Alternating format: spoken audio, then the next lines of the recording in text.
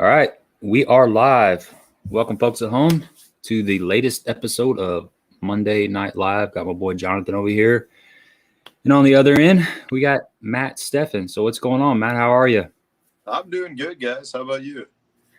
We're doing good, man. Like we were talking about earlier, I'm just trying to get settled in. I got back home from fishing at Lake Kincaid, which is Southern Illinois lake, about an hour and 10-minute drive. And I think I pulled up at like 6:20 and jumped in the shower and ate a little bit of something and came down here and got it's everything not like set you. up. Usually you're back home by I was school. doing a video, and that lake it's one of those lakes that's got my number. You know, I keep going over there and I can't quite figure it out. I can catch them in the spring and I can catch them in the fall, but in the summertime I just lose them. So I was like, I had an okay day, but I just needed another couple fish to put together a decent video. So I stayed like an extra couple hours, and luckily I didn't get rained on because there's like some thunderstorms and stuff in the area. And then I got behind some, it's the wide load dudes. You know, they're on a 2-lane highway, and it's a big trailer or something. There's the guy in the front, and there's the guy in the back, and there's the tractor trailer in the middle. So they're going like 49 miles an hour, and I couldn't really pass them because there's hardly any shoulder. Right. So anyway, I made it, but long and short of it is I'm doing good. Kincaid's a pretty good lake, though. I mean, for Illinois, that's a really good lake. Yeah. Are you familiar with Kincaid? Yeah. Well, I mean, I grew up in the Chicago area, so that was a lake. I fished it a couple of times. I don't have a ton of experience, but I've made the trip down south a few times to fish it when I was still in the Chicago area, and I haven't fished it it's probably been 15 years since I did, but if you're talking Illinois lakes, it would be right up there at the top for me, one of the better ones. Yeah, I agree. It's a good lake. It's definitely one of the better ones. It's got a good population of quality fish in it. Yeah. And they got muskie too. So yeah, I saw a couple muskies. Did you? Saw them, different times. They just kind of roll up and come back down. I saw one up Pyramid a couple weeks ago, and was it a good one? It was a big one. Yeah. We got some strip pit lakes down here that we've been venturing. I kind of discovered them last year, so I've been going over there a little bit more, and they've got, some of them have muskies in them, some of them have walleyes, some of them have smallmouths, and then of course largemouth, stripers. It just depends on which lake you're in, what they stocked it with, but it's pretty cool. Have you ever fished any like strip pit type lakes? Yeah, I fished Heideke, that's more north, but we've got a couple in southern Wisconsin that I fished too, but they're the ones, I mean, they're almost more power plant lakes mixed in with the strip pits, but I can't say I've fished a ton of them. No. Yeah, they're weird. They're I didn't know what to expect, but they're just where they've dredged everything. It might be 87 feet out in the middle, and then you got a ledge that comes up to like 45, and a ledge that comes up to 25, and then there's cross dredges too. So there's like these little humps and stuff just down the middle of the lake, and super clear too, right? Yeah, they are pretty clear. There's about 50 of them over there in this state park. I mean, they're anywhere from like a half an acre up to 250, and some of them are pretty clear and some of them are stained. It's kind of just a mix of a little bit of everything, but they're fun. Definitely a puzzle to put together, that's for sure. Yeah, it's different. They grow big fish though a lot of times. There's some they're really tall fish. They're just real dense and super strong fish over there. So I've had some pretty good days over there. I've been fishing it a little bit more regularly. I get over there about once a month, and I've been over there enough to see the kind of days that you can have in there. I've got into some pretty quality fish.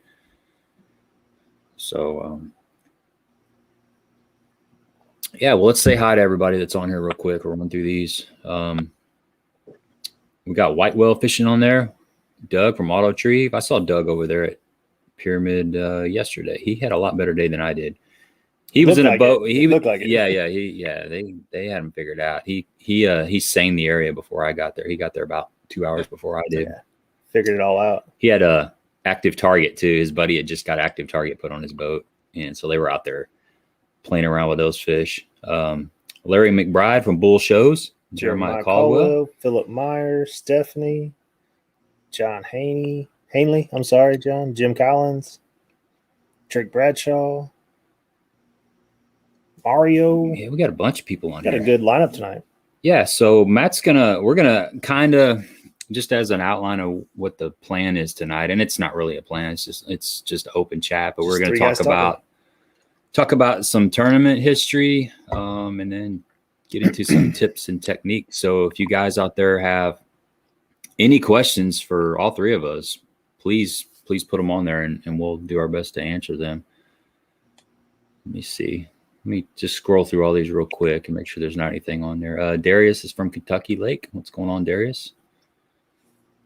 And we will be doing a giveaway later, so keep your ears peeled. I think we're going to have a little story to go along with it too. I'm kind of looking forward to that. So are you said are you originally from Chicago, or have you always been Wisconsin and then Chicago and back to Wisconsin? No, I think I was born with Wisconsin blood in my veins, but I was born. I lived in Chicago until my early 30s. I pretty much grew up just outside of Wrigley Field, so I was within Chicago proper on the north side, and I ended up going to college at the University of Wisconsin at Stevens Point and fell in love with the area up here. And I worked a corporate job in Chicago, and it was a great job. I worked at the Chicago Board of Trade. Then we merged with the Chicago Mercantile Exchange, and I was in their investigative department looking for financial fraud, basically. I was reviewing trade activity. And I did that for 12 years, and it got to the point where I was fishing at the professional level, and I had been for 3 years at the time I quit my job. And I just I felt like I was not able to give everything to fishing, and I was not able to give 100% to my corporate job. And I was still performing decently, at both. I mean, with the corporate world, I worked my way up to management and had a team of people I was reviewing, but I was no longer doing the work that I truly loved to do, which was going through trade activity, looking for patterns of wrongdoing. And my first 3 years on tour, I was right in the middle of the pack. I was my first year was 2011, and I think 2011, 2012, and 2013 I finished in the 70s or 80s out of roughly 160 guys, so it was right around the middle of the pack. And I just felt like I couldn't dive into fishing like I wanted to. When I was fishing at the local level and the regional level, I was fishing tournaments pretty much every weekend that we had open water, 25 tournaments a year. And I just, all of a sudden I was in the professional level, and every vacation day I had was going to fishing the 6 tournaments that we had at that time. And it was just the same trend of, I'd try to get caught up on work, leave for a week to fish, come back, try to, spend a week getting caught back up on what I missed from work. The next week I'd try to get, caught up on, get ahead at my corporate job, and at the same time try to do research on whatever lake I was going to, and then go fish again. And it just was, every third week I was gone, and it was really hard to maintain the job and try to perform well at the fishing level. And I did what any normal, sane person would do. I gave up my kick-ass corporate job to fish full time. Jumped into a world where I really had very, very little sponsorship at the time. It was more of, I just wanted to pursue my passion, which was tournament fishing. I mean, that's what made me happy. And I get, my wife is a chiropractor, and at the time was working for another chiropractor. And there's one day that's so vivid in my mind where I came home from work, and I had just had a brutal day in the corporate world. She came home and she had a brutal day working for another chiropractor. And I said, let's go to dinner and talk about what we want out of life. And we went there, and I said, my goals were to fish full time, and her goals were to have her own little chiropractic clinic. And at that point, you know, we were like, well, we can go anywhere. So where do we want to go? And we met up here in Stevens Point, Wisconsin at college, and we loved the area. So we decided to move back here.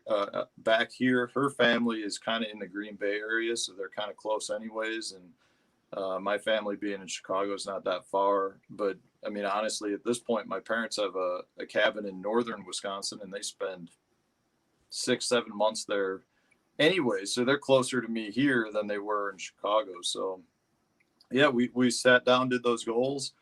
A year later, we had a house here that we were kind of putting some fixer-upper love into. And a year after that, she was up here full-time, and I was, 3-4 months behind her up here full-time. So, Chicago is still a big part of me. But I truly love Wisconsin. I've been up here now for probably the last 10 years or so.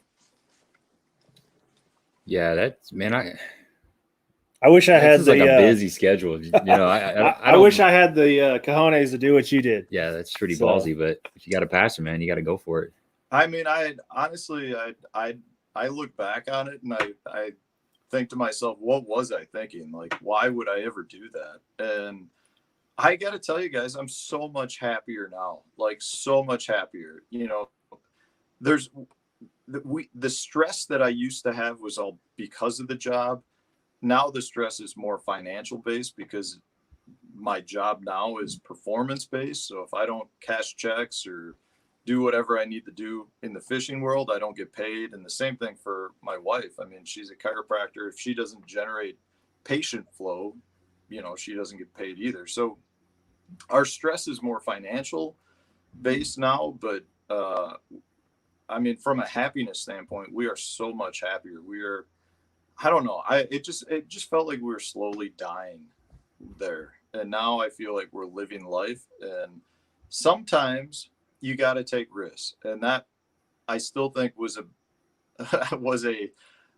big risk on more so on my part, but it was just something that I knew I needed to do. And I truly felt like if I could give everything to it, I could make it work. And, from a performance standpoint, I haven't qualified for the championship every year. It's been 7 of the 8 years, but the one year I missed it, I was 37th in points. And that's the first time in what was FLW history that the top 37 didn't make the championship. So I feel like performance wise, all of those 8 years I've been, I think, top 40 or 41 in points. I've done much better. I've secured really good sponsor support. I've do some guiding on the side. I mean, a lot of things have come into play, and it wasn't an overnight success, but at this point I feel a lot more confident in what I'm doing. And, I feel like I can say I'm a successful professional fisherman. And you're doing your passion. Yeah, well, that's what I was going to say. You only have, life is short. So I can see where you felt like you were just kind of whittling away. If you've got a dream and, as you get in the grind and you get caught in that daily pattern over and over and over, and you're just going down this road, in the back of your mind, you're like, man, I don't want to be doing this. I want to be doing this. Eventually you're going to have to take that risk, because there's really not like an ideal time to just quit one thing and jump into the other thing. And, you the longer you go, the further away you are from that dream that you want to chase. Yeah, guys, that's exactly what it was. It was like, we talked about, well, when should we do this? And it was always, there's so many things that kept coming up. There's never an ideal time. You just got to do it. And that, the monotony of the job was the worst part about it. And it wasn't really the job. It was 2 things. One, I'd worked my way up to the point where I was managing people, and that wasn't nearly as interesting to me as doing the job itself. But the worst part about it, guys, was every day riding the train. I would jump on the Metro train and take that into downtown, and everyone I was with in that car was the same people that were there every day. And everyone sat in the same spot. And then you'd get off the train and everyone would walk, like a wall of people would walk to whatever job they were going to downtown And then at like 5 o'clock, it was the same group of people walking back to the same train, sitting in the exact same seat on each train car every day. And it was just like, you'd look around that train car. And I mean, people, you know, you want to see unhappy people. You sit on a train car with people going into town, into work and back home every day. And it's just like, there is so much miserableness that it's very, very, it's toxic. it's sad. I mean, it's depressing. I don't know what to say, but for me, that was like one of the worst things. It was just that every day back and forth. You felt like, I would just say we were just like worker bees. You know, we walked in and walked out, and it was one big horde of people every day. And it's not for me. I mean, I'm not saying other people, it's not a good decision for other people. For me, I mean, all I thought about was fishing the entire time. So it wasn't the right decision for me. But I will say that allowed me to get to where I was at, because it was a really good corporate job. I was able to save, you know, some money up, not like, you know, retirement money by any means, but it was enough to say, okay, if fishing doesn't work in a couple of years, I have some savings that I can eat through to not, you know, allow me to go into major debt and really screw up my life. You know, that's, now I'm getting off on a tangent a little bit, but that's my biggest issue with high school fishing and college fishing right now. You've got kids going to pursue their passion, which is awesome. That is awesome. But the concern I have is so many of them go to college now to fish. They get debt from college, their student tuition, you know, they've got student debt. And then they come out and then they try to jump right into like professional level stuff or AAA stuff to qualify for the professional level. And next thing you know, the odds of qualifying and moving up are not really good. And next thing you know, not only do they have student debt, they've now been pursuing the fishing career for a handful of years, and they've got, you know, you could have $100,000, $200,000 worth of debt from pursuing a career in fishing if it doesn't work out. And the worst part on top of it is they then have spent the last 3 or 4 years not working in whatever field they could have been working in. So they don't have the experience to compete with other people who have been in their field. So it's almost like not only do they have double debt, they've also fallen behind in whatever career they could have been in. So for me, it was a really good thing to have the job, to, you know, work for 12 years. It allowed me to fish, to get into the professional world. Like I said, for 3 years, I was doing it while I was working a corporate job. And it just allowed me to make that transition versus jumping right into it, you know, from like these days where the college kids are. I can't even imagine that. Like, I can't imagine jumping right from college into the professional level, because the skill level is so much greater at the professional level than at the college level. So, I mean, you definitely can do it. I mean, we've seen lots and lots of really talented college anglers make it, but there's been a lot more that you don't hear about that don't make it. And that's the part that is frustrating for me. Yeah. I mean, you said that very well. You know, it's school first. I mean, you'll hear that over and over and over from people that have been through it all. You got to get that education, and you have to have something to fall back on, because you gotta have a fallback. The fallback is the key. I'm not even a big proponent of education at this point. I truly believe that you can take an intelligent individual and train them to do most jobs. But, you know, and so when you weigh in the amount of student debt that some kids have to do certain jobs, it's not worth it. But you got to have a fallback. That's really what it comes down to. Is you know, if it doesn't work out, or if you're able to work a job at the same time you're fishing, that's the biggest part to it. You just got to have that safety net. Well, you know, I think about when you go to apply for a job and you're a fresh college grad, but you've been trying to fish for 2 or 3 years, and you've worked at the bait shop or whatever, you know, making minimum, let's call it minimum wage. And then you go and look for a job in your field or in your trade. And, well, what's your job history? Well, I worked at the bait shop for the last 3 years. Yeah, we need 2 years experience. Right. Well, I don't have 2 years experience. So it's a tricky deal. So we got a shout out to the wife for See, Ken says, doing what you want to do in life. Now that is intelligent, blessed guy. Hats off with a top shelf wife. So that's very important to have a teammate, you know, somebody that's with you to support you. That I'm sure she does a lot of stuff just besides being a chiropractor.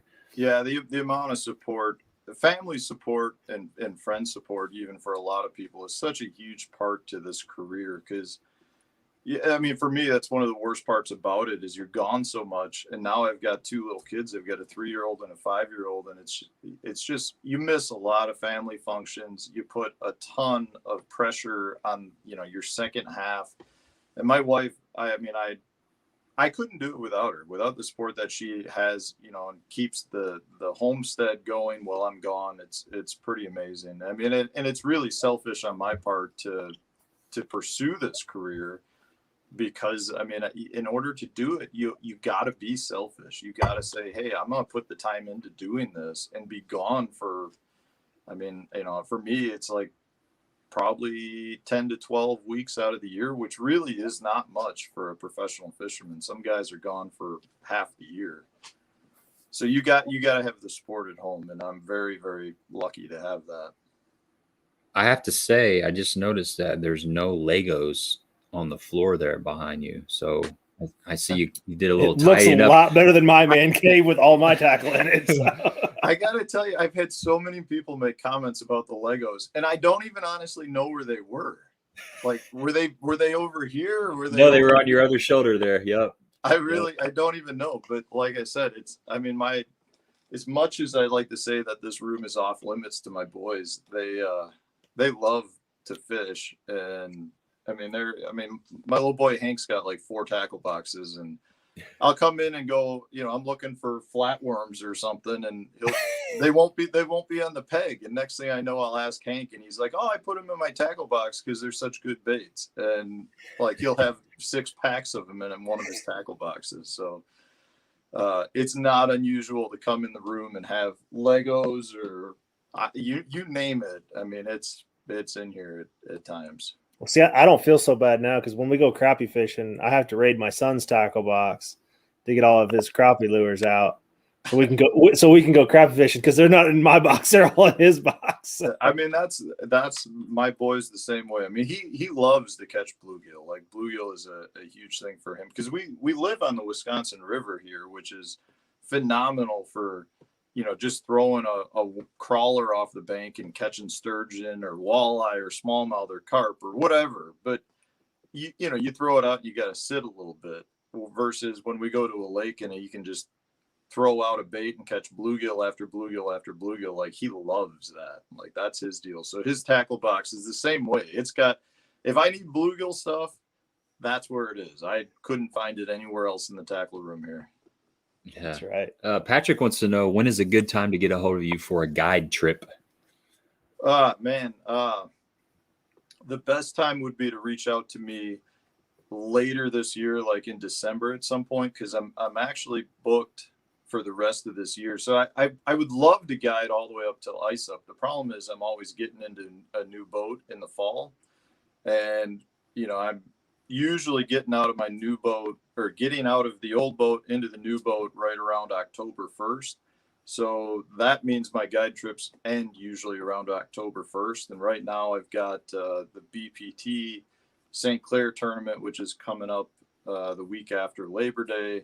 And then that leaves me only with a handful of dates to do guiding on, and I'm already booked for those. So I'll be booking for next year, starting up end of December-ish, early January, because at that point I'll have my full schedule and I can start booking. I don't like to book now for next year and then have to cancel because I've got tournament conflicts. Yeah, that ice, man, that hard water, it gets in the way of everything up there. It's brutal. Do you guide on the ice too, or do you just no? We talked about ice fishing. I'm not much of an ice fisherman. I've got a couple of tip ups here, and I've got some stuff to go and do it. I love to go and hang out with buddies, and I do it a couple times a year. But I really don't. I don't ice fish that much, just because I try to fish all the way up to ice up if I can, which is Thanksgiving-ish. And then, you know, we've got a month of holidays, and then the tournament season usually starts up sometime in January. So I'm not worried about ice fishing when other people here are getting into their ice fishing prime. I'm heading down south already. Well, you're almost halfway through the season before the lakes thaw out. So yeah, that's one of the best things about living up north. I mean, I'm usually halfway through the season by the time the ice comes out. So, and our seasons are generally over in the early part of the summer. Now we have the last couple of years, we've extended it a little bit, but it's nice because I still get to experience the Wisconsin summer. You know, I get to do the guide trips and all that and not have nearly as much tournament interference. So do you have a smallmouth opener just like Minnesota does? We used to, yes, we've got an opener in terms of keeping them, but we used to have, it used to be all the way up until the opener, depending where you were in the state, was either the first weekend in May or I believe it was the second weekend in June. But last year we finally had the regulations change in Wisconsin where you can catch and release year round. Okay, cool.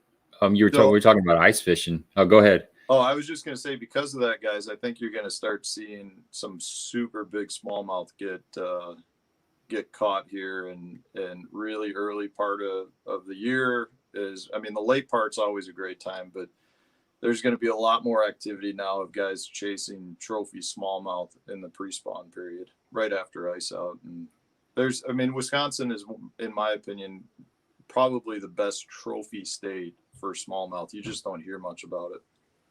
Yeah. Yeah. Well, kind of linking the big smallmouth and ice fishing.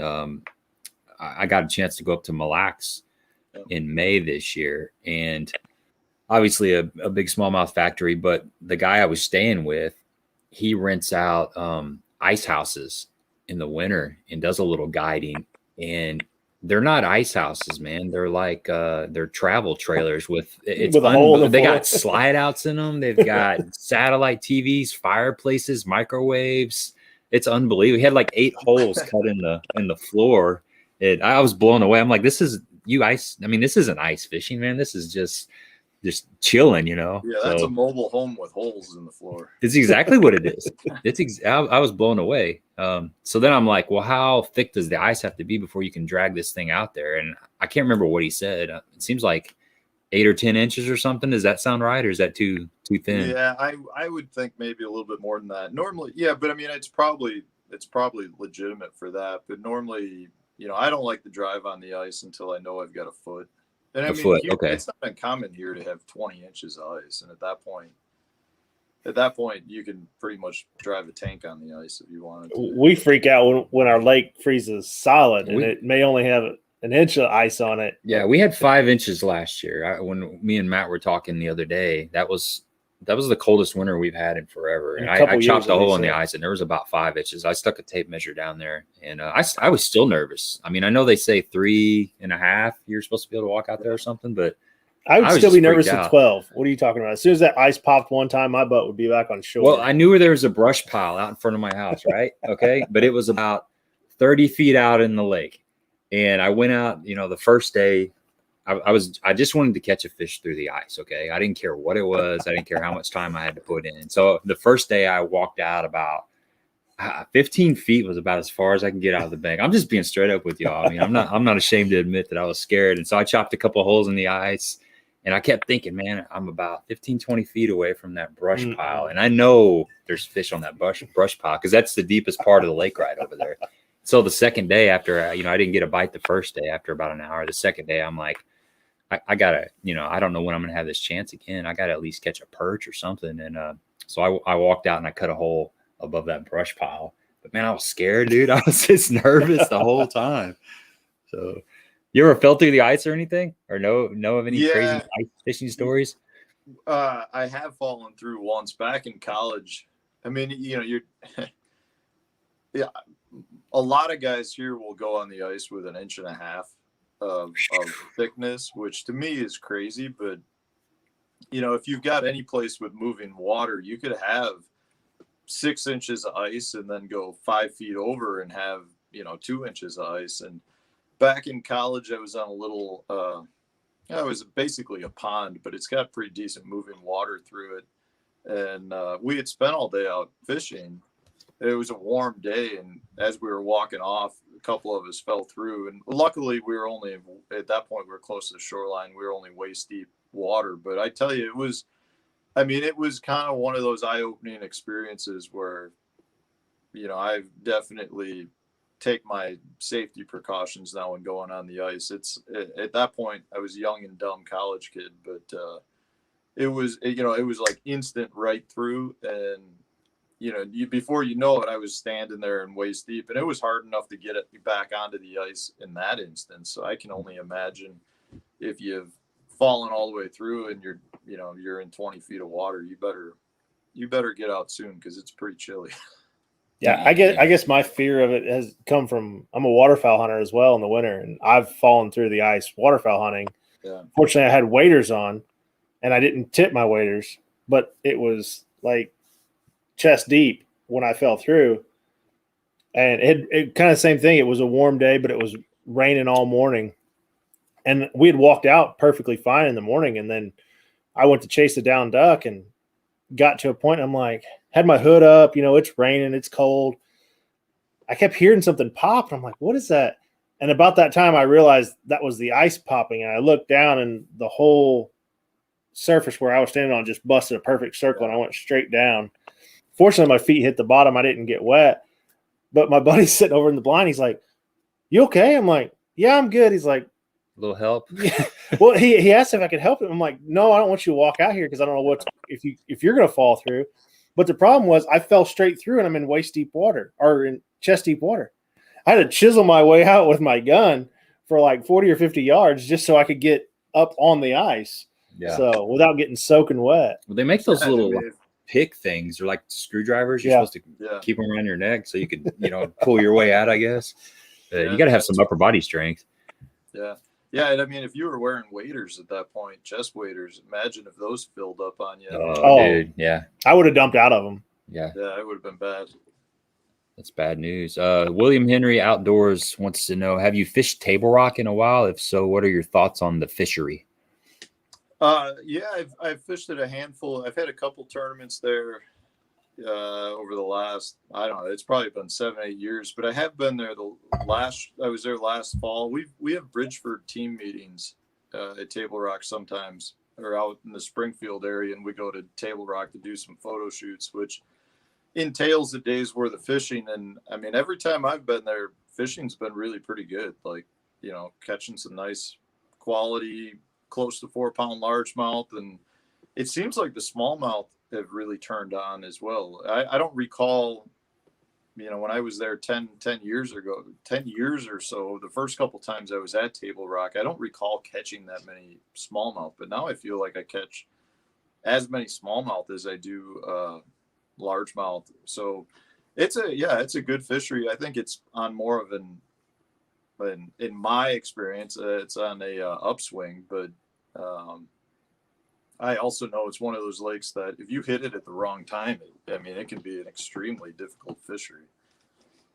Yeah, I think you're right about the smallmouth population starting to come on strong. We've had a couple guides from down in the area come on the stream just to do a fishing report, just to kind of touch up on things. And that's come up several times, how the smallmouth have come on strong, and the walleye. There's a lot of walleye in Table Rock now. Yeah, they're catching a good numbers of size and quality, quality and numbers at Table Rock the last couple years. I definitely can say I've caught a lot of walleye there. Beaver, we used to, FLW, the tour used to always have a tournament on Beaver Lake, and I can't tell you the number of walleye I used to catch on Beaver Lake. I mean, you pick up a jerkbait in the pre-spawn period, and it was like you could get into areas and you would just pound on nice walleyes. Well, they know you're from Northern Illinois and Wisconsin. They just bite your line. It's just the way it is. All over, yeah. Yeah, Gary says he's headed to Huntley Lake near Chicago tomorrow. Sure. Let's see. Let's run through some of these questions here while you're. Have you been? Are you familiar with Huntley Lake? Yeah, I know where it's at. I've never fished it though. Okay. So I have no advice. I will say, that's kind of up in the Fox Channel Lakes area, which is where I pretty much started my tournament career, up in the Antioch, Illinois area, which is not too far at all from there. Is that Chris Grohl territory? Yeah, Chris and I are good buddies. We've been fishing since high school, pretty much, against each other. He and I have taken a fair share of each other's money over the years. We had him on the stream. So are you a chain rat or not? Yeah, no, I consider myself a chain rat. Nice. Awesome. We had him on the stream a couple weeks ago. So yeah, he's good dude, man. Chris good is a dude. super good dude. He's another one that lives, eats, and breathes, bass fishing, and he's got such passion for the sport. It's one of the he's one of those guys I just like to hang out with because he truly, rubs off on the people that you're around. So we have traveled some. I mean, we've known each other for years. He's one of those guys where if we were fishing a local or regional tournament, which are usually team events, we'd always hang out or get dinner or something together. But we've also traveled together for like bass opens and that type of thing. Yeah, I love him. He's a really good friend of mine. He's got good energy. His energy is infectious. Yeah, I mean, really when we had him good on the energy. stream, you could just feel it coming through the screen. So, Tom wants to know: He says you've had some experience with Illinois lakes. Have you ever fished Shelbyville Lake? And if so, what are your thoughts? God, Shelbyville is definitely. It's one of your favorites, I can tell. Shelbyville is a lake where when you're on it, it like looks and sets up so great. And for me at least, and I haven't fished it in a long time, but I've had like Northland Bass Championships and Big Bucks Bass, which is going back in the day. So a lot of people won't even know what I'm talking about, but they were regional circuits in Northern Illinois and Wisconsin. And I've fished Shelbyville a handful of times back in the day, and man, it was just always a lake where you go out there and it looks so good, ledges and timber, and I mean everything looked great, and it was so hard to get a bite. So I am not a fan of Shelbyville. I think it could be a phenomenal lake with some good help, I guess, in terms of stocking plans and stuff like that. And I really don't even know why it's not better, because habitat wise it looks great, but it's a really difficult lake to fish. And I have had a couple of days that were pretty decent out there, but when it came to tournament time, it was like the fish were always gone. Yeah. So I mean, it's Illinois fishing. It's the majority of lakes in Illinois I don't consider to be that great, and Shelbyville is one of those. Yep. I would say almost everybody on here that's any fishing would agree with you 100%. I've never fished it. It's about 3.5 hour drive for me, and I always stop at the other lake. Someday I'll make my way up there. I mean, they do BFLs up there, and I've flirted with fishing the Illini division. I've jumped in a few, but I may do that sometime. But yeah, you're right, man. Those lakes are tough over there. We've got some of the better lakes within an hour driving from where I live, and that's where I tend to go for obvious reasons. Southern Illinois, I feel like Southern Illinois or far Northern Illinois are by far the best stuff. The central part of the state is pretty rough. Yeah. Well, anything south of Chicago is Southern Illinois, isn't it? I mean, pretty much so. I mean, you pretty much got to be fishing Wisconsin water for the lakes to be good up north, Northern Illinois. Whitewell said he used to live a few blocks away from Wrigley Field, Irving Park, and Southport. Oh, yeah. Real familiar with it. Stephanie's got a question. She says, Matt, I read where you like fishing cold, clear water. Is it easier to fish or just what you're used to fishing? For me, I can fish clear water better than stained water. So what's your thoughts on clear versus stained water? Yeah, I that's a good question, because I do feel like I've got a ton of experience with clear water, because most of the lakes up north are natural. And because we have 6 months of winter, a lot of that time when the water is open, it's super cold. So I do think a lot of it's that I'm familiar with it. But I really think that your chances of catching a big fish are increased when the water is cold. And a lot of times clear water lakes, I feel like, generally have some very large fish. So I like it, and I just like fishing that time of the year, whether it's pre-spawn or late fall. I do think the fish start to group up, and I think a lot of it has to do with, you know, I can fish a lot of my strengths, which would be like jerk baits and swim baits, and you know, you start seeing that come into play more in cold, clear water. Yep. I like that there's not hardly anybody out there. It's one of my favorite times of favorite reasons I like winter fishing. Obviously the pleasure boaters are starting to go away right now. Kids get back in school, but the fishermen start hunting. If you know, those that hunt, duck hunt and deer hunt about November, they get off the water, and there's, you know, the leaves are down, the woods are wide open. You see a lot of wildlife. It's quiet, refreshing, no bugs, no humidity, just cool mornings. And I love that water period for sure. Yeah, the fish are putting the feed bag on during that time, and it's yeah, the lakes are quiet. It's just a peaceful time to be out on the water, and a lot of times the fishing can be absolutely phenomenal. Although every once in a while there's some psycho jet ski guy out there with a wetsuit. There's always one of those guys. Yeah, there's one in every crowd, man. And he's always there on the day that I go fishing too. Let's look through some more of these questions here and catch up. We got a bunch on here. Let's see. Okay, here's a question from Darius. He says, Matt, do you get up to Sturgeon Bay much? Love that place. Only bad part about go up there is the Chicago traffic. So you got to deal with the Chicago traffic getting up there. Yeah, I love Sturgeon Bay. I just got back. My family and I were up there for 4 days over in the Door County area. Got out for a couple of days and absolutely crushed them using the active target. It was really good fishing, and we had really nice weather too. You know, that's one of the biggest issues with Sturgeon Bay is you got to fish the conditions, and you know, depending on what wind direction is, that moves the fish around.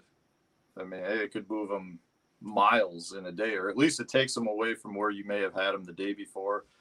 But it's one of my favorite places in the world to fish. I've won a lot of money there. I've had you know, several really good bags of fish. You know, the biggest tournament bags I've ever weighed have been there. I've had a couple of 28-pound bags. I've caught I've had 3 7.25-pound smallmouth, and 2 of them are from Sturgeon Bay. So holy cow! Wow. Yeah, I'm very I love that place. I do some guide trips out there, and you know, it's the Chicago traffic is no fun.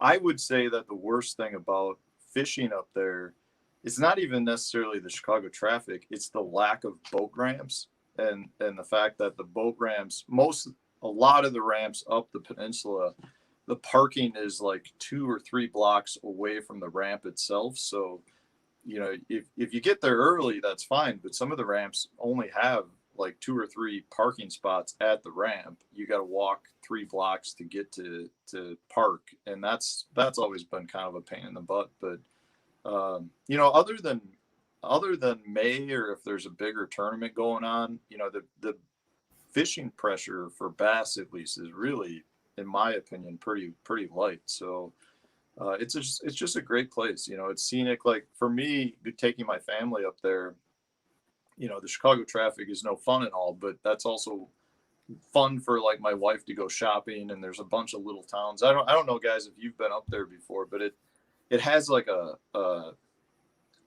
northeastern feel. You know, a bunch of these little small towns along the lake that are they're touristy, but they have like that colonial feel to them. All the buildings are white, and it's just a cool feel. I don't know of any other place in the Midwest for sure that is similar to it. The only time I feel similar to it is when I'm way out east. You don't feel like you're in the big city. No, I mean, traffic, there can be traffic, but a lot of the traffic is just the fact that there's kind of one road that goes up the peninsula and comes back the other side. So everyone is funneling up, you know, one road. But yeah, I mean, it's big city. It's a big money area. That's the part that is more problematic. You know, there's a lot of the Chicago money that goes up there, but you know, you can get out of it. You know, we rented a little cabin that was not on the water, just kind of out in the center of the peninsula. And if you do that, you're like 10 minutes from every little town or wherever you want to go. And a lot of it is forested state park land. So, you know, you can really get out of the city or out of the traffic if you want to. That's what I noticed about Mille Lacs when I was up there. You talked about the lack of parking. You know, it's a destination lake. And I remember we were slept in. It was awesome. I'm going to be honest with you. My buddy Ron, who guided there, hour 9 to 5, you can sleep in a little bit and get on the water whenever. But when we got there, you know, the little parking lots were full most of the time. There was one aisle that I remember that had a decent sized parking lot, but the rest of them were pretty small. And also crazy thing, we stayed in Garrison, or just about a mile from the lake, just right outside of Garrison, town of like 200 people, maybe something like that. I mean, it's hopping, you know, somewhat hopping, but the weekend. So I got up there late Sunday night, and Monday through Friday morning, there's just a few people putting around, you know, nothing crazy. You go and eat at the spot. We call it the Spotlight Cafe. It's a Spotlight Cafe, and there's the locals and stuff. But Ron was saying, just wait till Friday afternoon. All the people come up from the Twin Cities, and there's one road up, and man, it was nuts. We got off the lake, and I'm like, where the heck is all this traffic coming from? I mean, it was just like car after car after car. I bet the population of Garrison went from 200 to like 10,000, you know, over the weekend. It was unbelievable. Like all the trailers got rented out, everything just filled up, and it was something to see. Door County, Sturgeon Bay area is the exact same way. I mean, we got up there Wednesday, Thursday, and first part of Friday were perfect. There was like nobody up there. And then Friday night we were sitting at a restaurant, and you're just looking at the traffic just driving by. And you know, the towns up there, when you drive into a town, it's like population is exactly what you said. It's like population 800 people, but yet you can see 800 people like in 100 yards in front of you at times. So, you know, I mean, it's crowded in the summer, let's put it that way. But you know, I was telling my wife, it always blows me away though. It's not like a fishing destination. It's more of like the Chicago money coming up just to do like the golf thing and wineries and to shop. And, you know, you don't see that many people towing boats around. Like the boats that are up there are more like cruising, you know, I don't know what you'd call them, cruiser type boats. But it's for whatever reason, it's not really a fishing destination other than to hardcore anglers that recognize that the bass fishing is off the charts. The walleye fishing is world class. The biggest muskie, you know, potentially in the country are there. I mean, it's from a fishery standpoint, it is off the charts, fantastic. But it's not a fishing destination.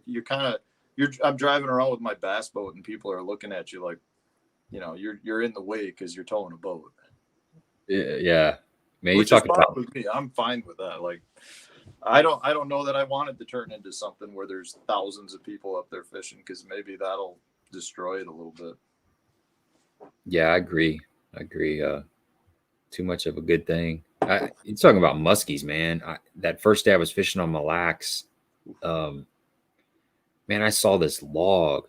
I was like, look at that log down there. And I couldn't really, there was chop on the water. It's kind of clear. There was a little bit of stain because the wind had really blown on that area of the lake the day before. So it was just kind of starting to settle down a little bit. But I was looking at this log and I'm looking at it and it seems like it's kind of moving, but I'm not sure. I just think it's maybe the waves messing with me.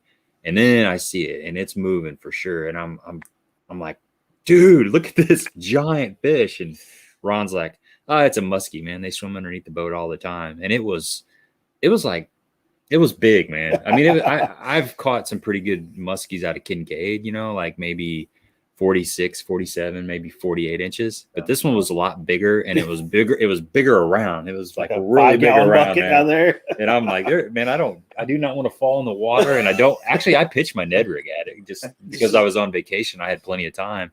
But it just kept on swimming. But there's some monsters swimming around in that lake.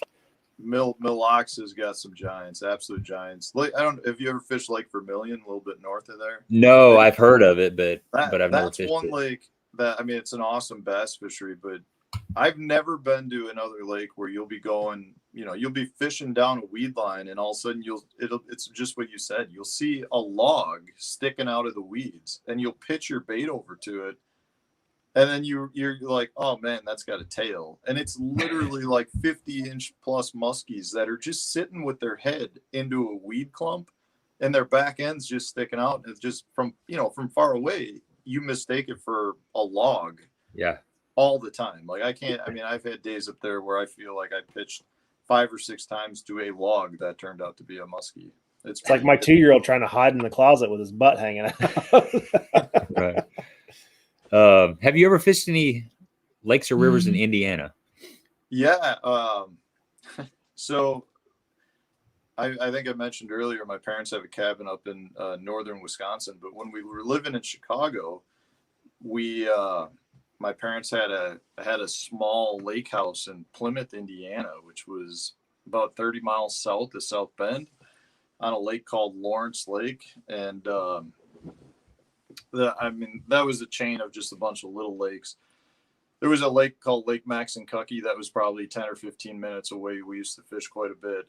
The Kankakee River I've fished a handful of times, but most of my Indiana experience is all based up in that northern part of the state. Lake Wawasee a little bit. It's some great fishing. A lot of really good natural clear water weed-filled lakes. We've done quite well. We're getting a lot of good questions here. Somebody was saying, where was that at about Shelbyville?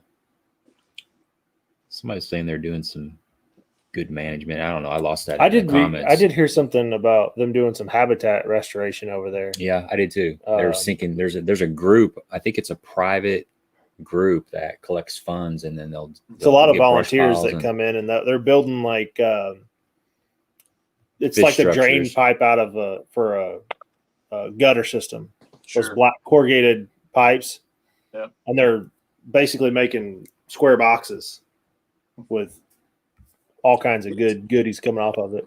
I mean, I think that lake could be phenomenal. It just seemed like a lake that it looked good everywhere I went, and there really wasn't much fish. I mean, it was full of bait, and I know they catch big ones in there. It was just a tough lake. Maybe I just haven't figured it out yet.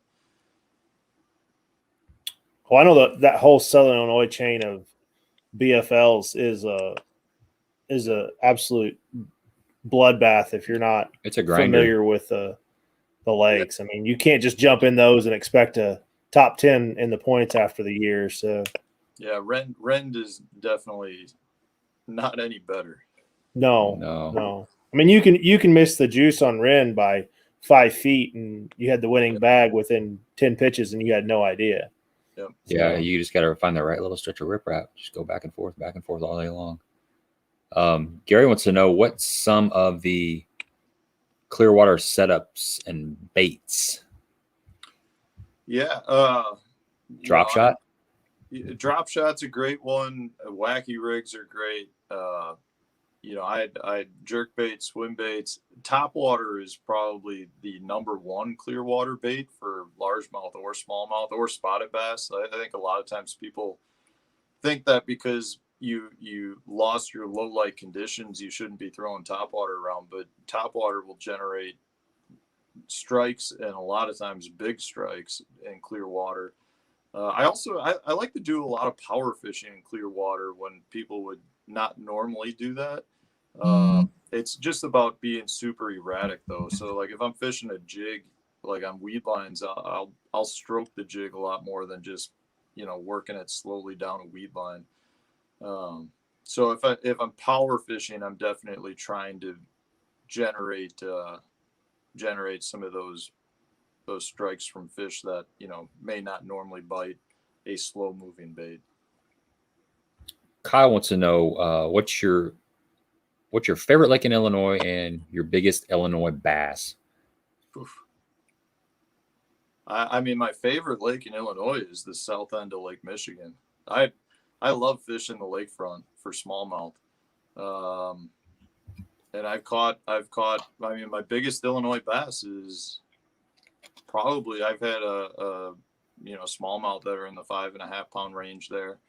I saw one that I guarantee was a state record at the time. I could not get it to bite though. It was on a bed with a locked on with a male, and I don't know how big it was, but I mean, it looked like a 7-pounder for sure. Jeez. Wow. What about the largemouth in there? Is there a decent population of largemouth? Yeah, it's actually gotten a lot better. The Bassmaster Classic was there. I don't remember what year it was, but they went out of where were they out at? They went down out of like Soldier Field area, Meigs Field, or that's the old airport that was down there. But a lot of the lagoons have really good largemouth, and Lake Calumet has gotten way better. Like, so in that Bassmasters Classic tournament, a lot of those guys were catching like 7, 8, 9 pound limits, and that was decent. But you know, there's some tournament circuits down there now where you're seeing 16, 17, 18 pound bags for largemouth. So the fishery as a whole has gotten much better. I know I believe that the state record smallmouth has been caught a couple of times. I don't know if it's been fully certified or not, but the fishing generally has just gotten much better on Lake, you know, the Lake Michigan proper and the connecting bodies of water. Chicago River's got some nice largemouth in it as well. So what's your favorite or your crazy? I know you guys you're fishing these big lakes. You got to have like a crazy boat ride story, man. Because I've heard it gets big up there. You like on Lake Michigan or just general boat rides? Yeah, just big lake, whatever. It could be Kentucky Lake for all that matters. Yeah, I mean, I do, you know, a lot of Great Lakes fishing, or I have done a lot of Great Lakes fishing, and most of the biggest water I encounter is on the Great Lakes. So, you know, the dumbest thing I've ever done was on Sturgeon Bay. We had a tournament. There used to be a circuit called North American Bass Circuit. It was the Cabela's thing, and it was a high dollar regional event. And they, I want to say it was early May when we went out. I don't remember if it was the first weekend of May or the second week, but it was right after the opener, and the water temperature on the lake was 41 degrees. And we all sat in Sturgeon Bay, the actual ship canal where the launch was. And nobody thought we were fishing because we had sustained like 19 mile an hour winds. And the tournament director got on the loudspeaker and said that he talked to the Coast Guard. And in order to have a small craft advisory, they needed to have sustained, I think it was 20 mile an hour winds. And I may be off by a little bit, but it was 1 mile an hour or less. And it was a northeast wind, which blows right down the main Green Bay chute. And you get out of the ship canal, and there were legit 10-footers rolling down. And 10-footers? Yeah, it was unbelievable. And my team partner and I looked at each other, and we you know, we're young and dumb and said, let's go for it. So we made a run to one of the surrounding bays, not too far away. And it took us a while to get there, but the waves are so big at that point that they're really, you know, easy to navigate. You know, it's just weird when you go down in the swell and you've got walls of water on both sides of you. It's like you have tunnel vision because you can just look down the swell. And we got to the spot, and we spent about a half hour doing like push-ups and jumping jacks in the boat because, you know, you get wet from spray and stuff like that. And with it being 41 degree water temps and the air temp was like 50 degrees. I mean, we were very, very chilled when we got there. And we ended up, that was one of the days we caught 28 pounds and won the tournament. And I think we won like 17 or 18 grand with it. So it was a really good event. But in hindsight, I look back on it and I go, had I speared a wave, I don't I don't know that I would be here right now. I mean, you know, in 41-degree water temperature, had I filled the boat up with water, you know, we probably would have rowed the boat to shore and been crashed up somewhere and ruined the boat. And it was just, in hindsight, I go, that was a stupid thing to do. But it worked out okay for us. And so that was one that was crazy. You know, last year, you know, we went to Sandusky Bay for the Major League Fishing Pro Circuit event, and I was running 100 miles to the north end of Lake St. Clair. So that entails going across Lake Erie, up the Detroit River, and then to the north side of Lake St. Clair. You know, and I don't care when you're crossing a Great Lake, even if the conditions are good, it's always brutal. So I did that, and that, you know, that panned out. I got a good check for that, but you know, anytime you're only getting a couple hours to fish, it's kind of nerve-wracking. Yeah, that's nuts, man. I remember the first big run that I made, and we've talked about it, but it was on Kentucky Lake. It's not uncommon for people to run 45 minutes or so on Kentucky Lake, but it's it. So let me get inside your mind on that just a little bit. That run, obviously it paid off for you, but there was nothing in between here and there.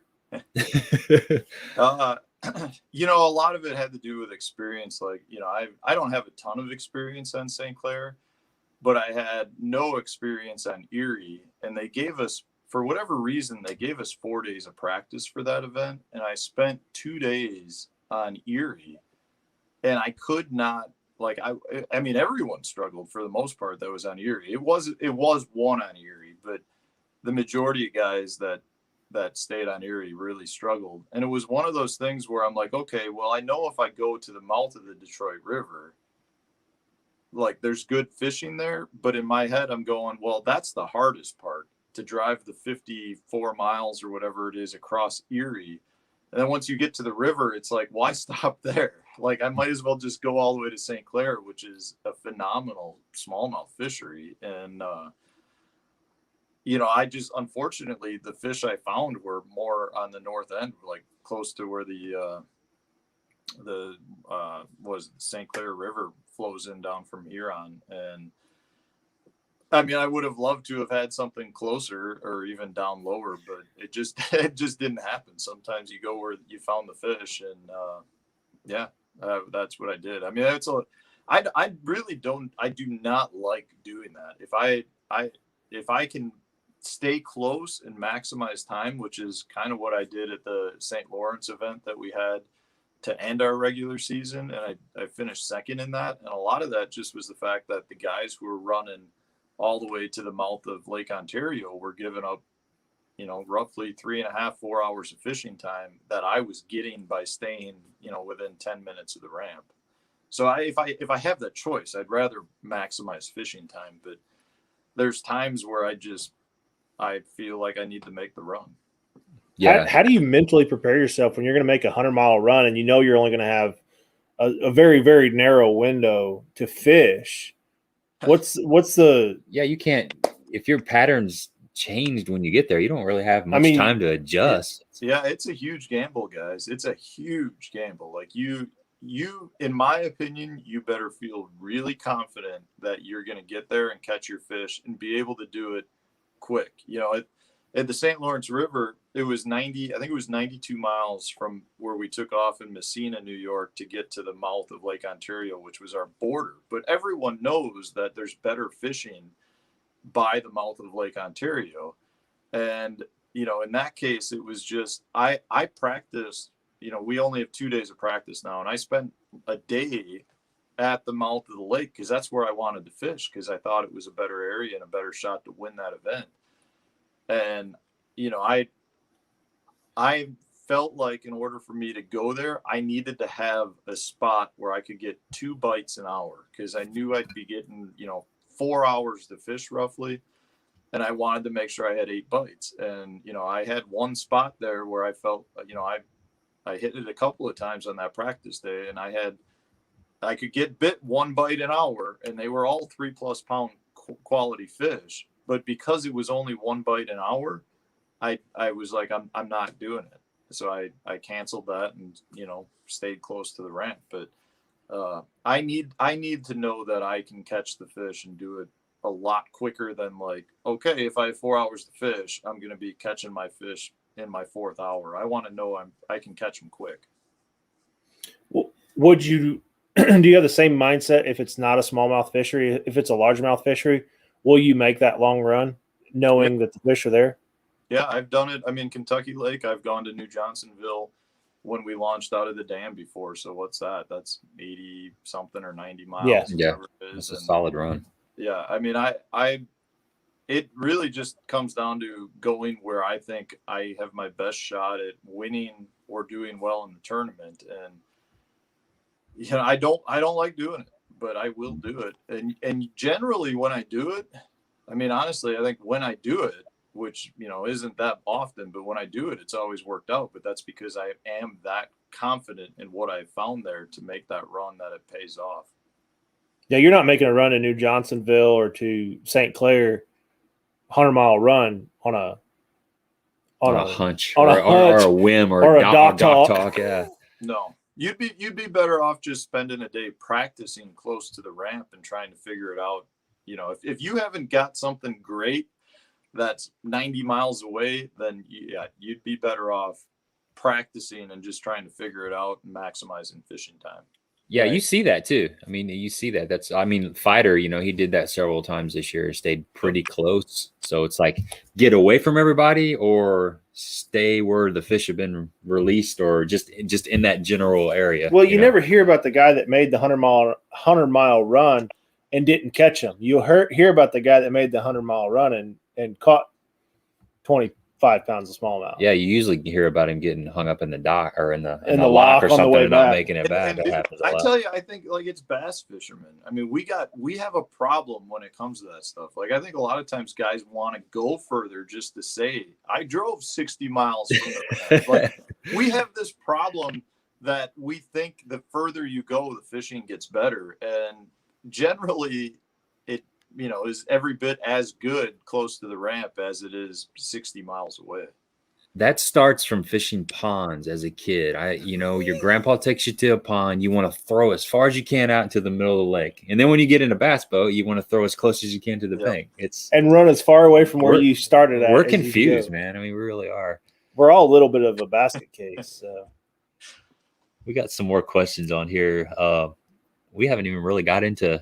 We started to touch on the tournament stuff. Let me catch up on some of these questions real quick, and we'll dive into. Questions are good. I like. Yeah, this is fun, man. I'm enjoying this. You guys out there in YouTube land, this is great. You're being very interactive, and it's really nice just to check all these comments or these questions out and read them off. Stephanie wants to know, what is the hardest lake for you to fish since you've been fishing tournaments, and why? Do you have a nemesis out there? Yeah, I do, for sure.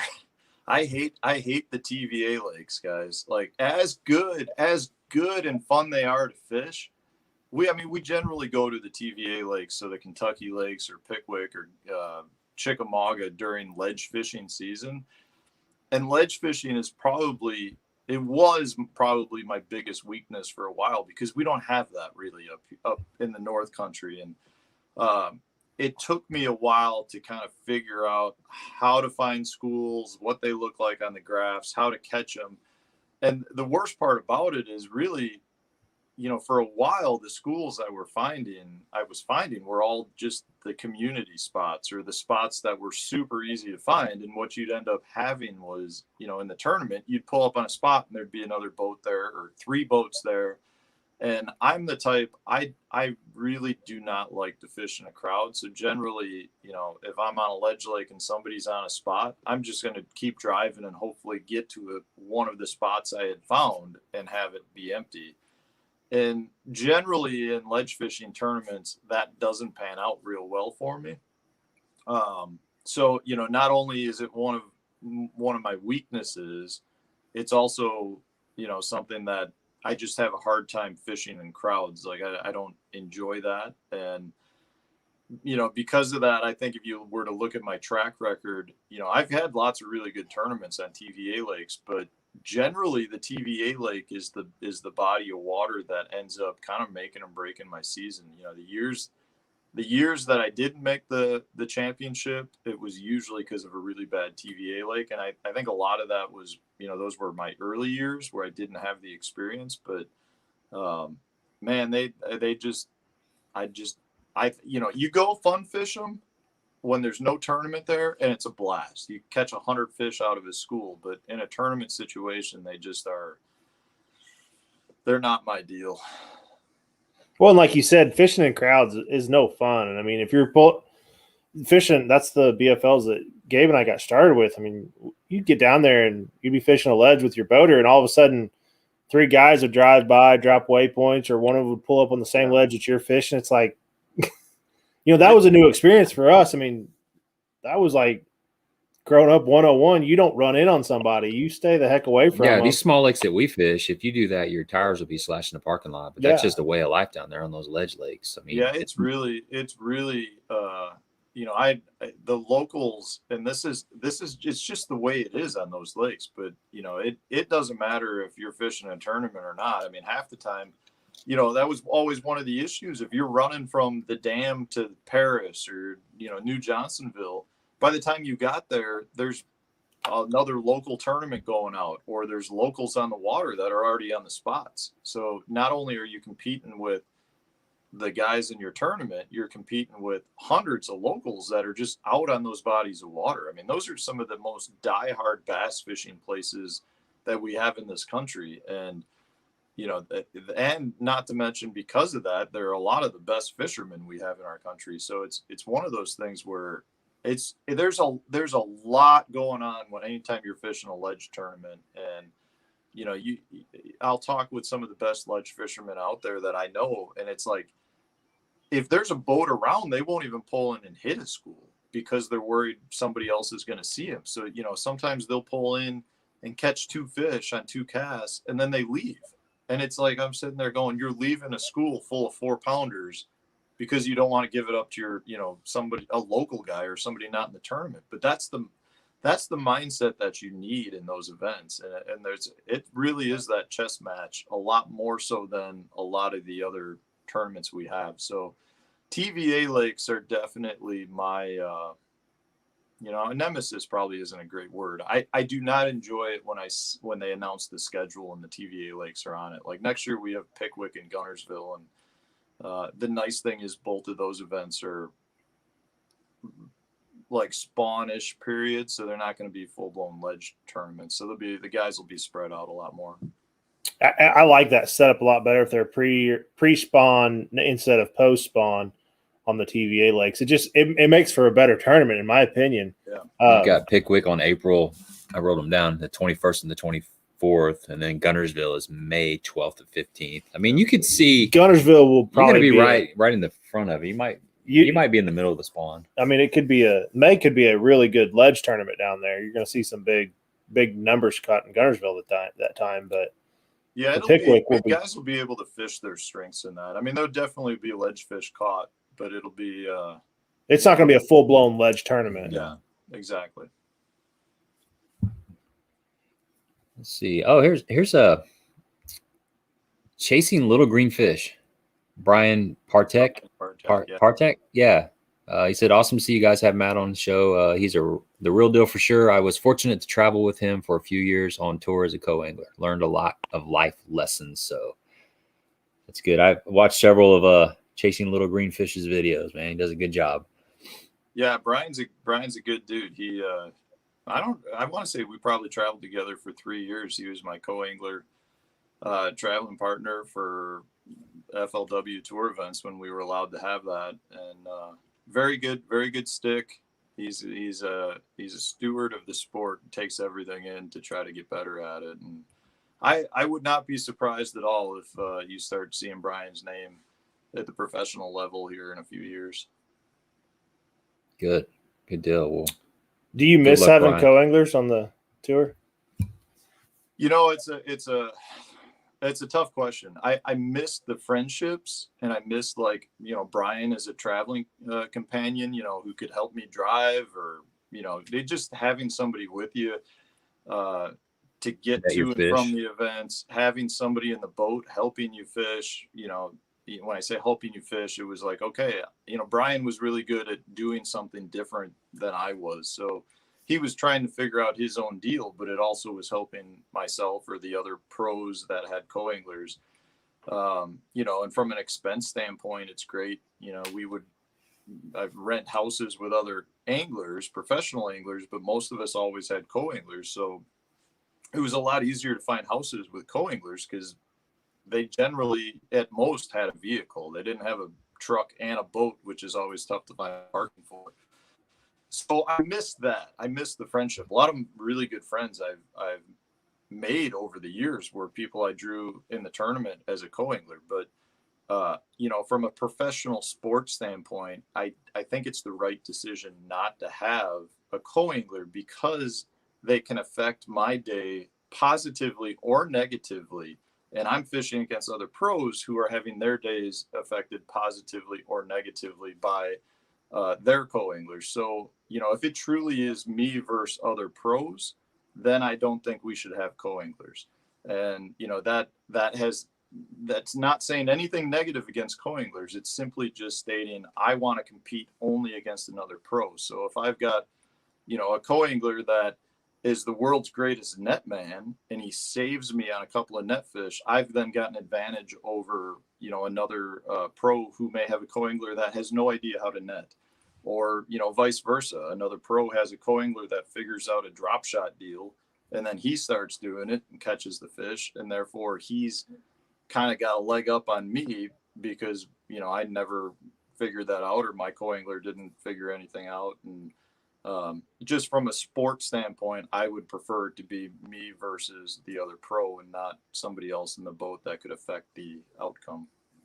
It's a great answer. Great answer, man. I agree 100%. It makes total sense. We fish a lot as a co-anglers, and I've seen situations just like you explained where the co-angler has keyed the boater in on something. Maybe it's a shaky head. He's back there just slinging a shaky head, but there's also been times where the co-angler has snatched 5 or 6 pound bass that the boater definitely could have used in his limit. So it works. It works both ways. I mean, it really does. It's just a matter of, does it impact the professional in the boat? And it can, and that's where I would rather not see it. But I think at the AAA level or, BFL level, I think it's almost a necessity for the sport to allow there to be things like I was mentioning before of just, cost savings and allowing people to travel together and to learn from each other. I mean, that's a big part for me at this point in my career is kind of trying to help people learn. And that was one of the things I loved about the co-angler aspect. I mean, I feel like I've helped a lot of people down the road catch more fish by them being in my boat. And I don't have that opportunity anymore. Mm-hmm. Well, you've got the YouTube channel, so that's helping. Tom says, do you have any experience with the Tokyo rig? Yeah, I do have some experience with the Tokyo rig. It's a rig that I'm still trying to work into my arsenal because I think there are times when it really excels. I like it for pitching milfoil clumps, and I really like it for pitching like if I've got a little bit of a silty bottom. I have this thing where I feel like fish don't like to take baits off the bottom if it's silted in. I don't know if it's when they suck whatever in, they get a mouthful of silt and they just don't like to do that. But I feel like in my experience, that's something I've come across. And the Tokyo rig allows that bait to get up off the bottom just a little bit. And I feel like it does well in those situations. It's really good for bed fishing too. When you're fishing that silty situation, do you determine the length of your wire off of the silt, or is it just a generic standard length? No, I'll go a little bit longer generally if it's more silt. If I'm fishing like milfoil clumps with a harder bottom, then I'll go with a shorter wire on it. But I like the Tokyo rig for like pitching around heavier cover. But otherwise, I'll go with like a drop shot type thing to get a little bit more distance out of the silt. Okay. Again. But there are times where I feel like Tokyo rig's a better presentation if I'm flipping laydowns or heavier cover. Gotcha. Yeah, I've been playing around with it a little bit too last couple years. One lake where it seems to be my go-to is it's a small lake, but it's some of the areas of the lake got that well, I call it black death or witch's hair. It's like a Yeah. filamentous algae, I think you call it. In Yeah. a situation like that, same thing as the silt. It just keeps Yeah. that bait up off the bottom, and you're not cleaning it off all the time. But I don't know. Just for standard fishing, it's hard to say. I mean, you've had way more experience than I have, but do you think those fish that took a Tokyo rig just flipping milfoil clumps would have took a Texas rig, or do you think there are times when they prefer one over the other? Yeah, I mean, I have yet to be like 100%. You got to use Tokyo rig. I've had some really good days with it, but I'm not going to sit here and say that it's the only deal for flipping milfoil.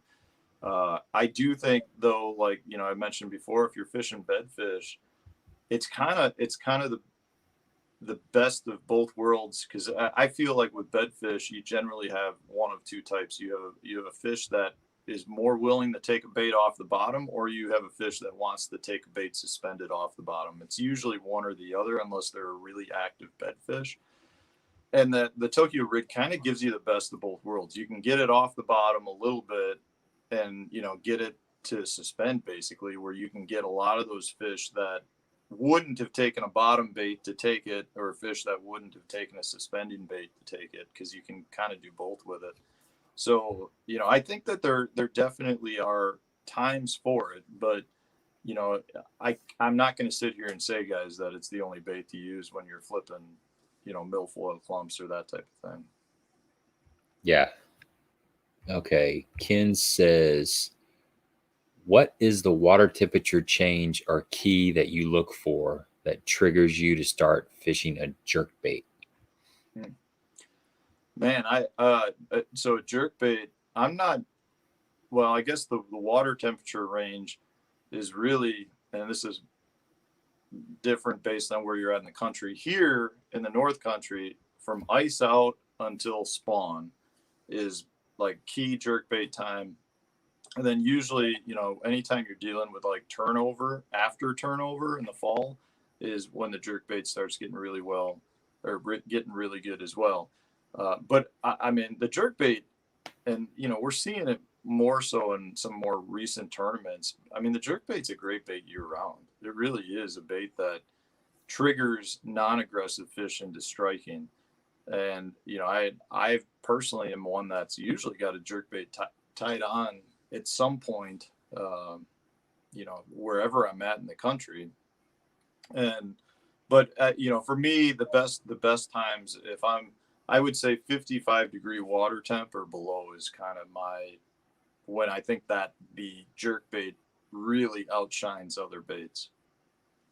Yeah, that's you hit the nail on the head there. Once it gets above 50-ish, you start getting this whole other set of baits that come into the mix. Like, and usually it's been cold all winter and we've been throwing a jerkbait or an A-rig or a swim bait, and that's really all you can throw and get bit on. And then all of a sudden the water warms up and a lot of people are done with a jerkbait, and they got all these new things that they can throw. They got all these pretty shiny baits, and now they can catch fish on them. So we kind of forget about the jerkbait.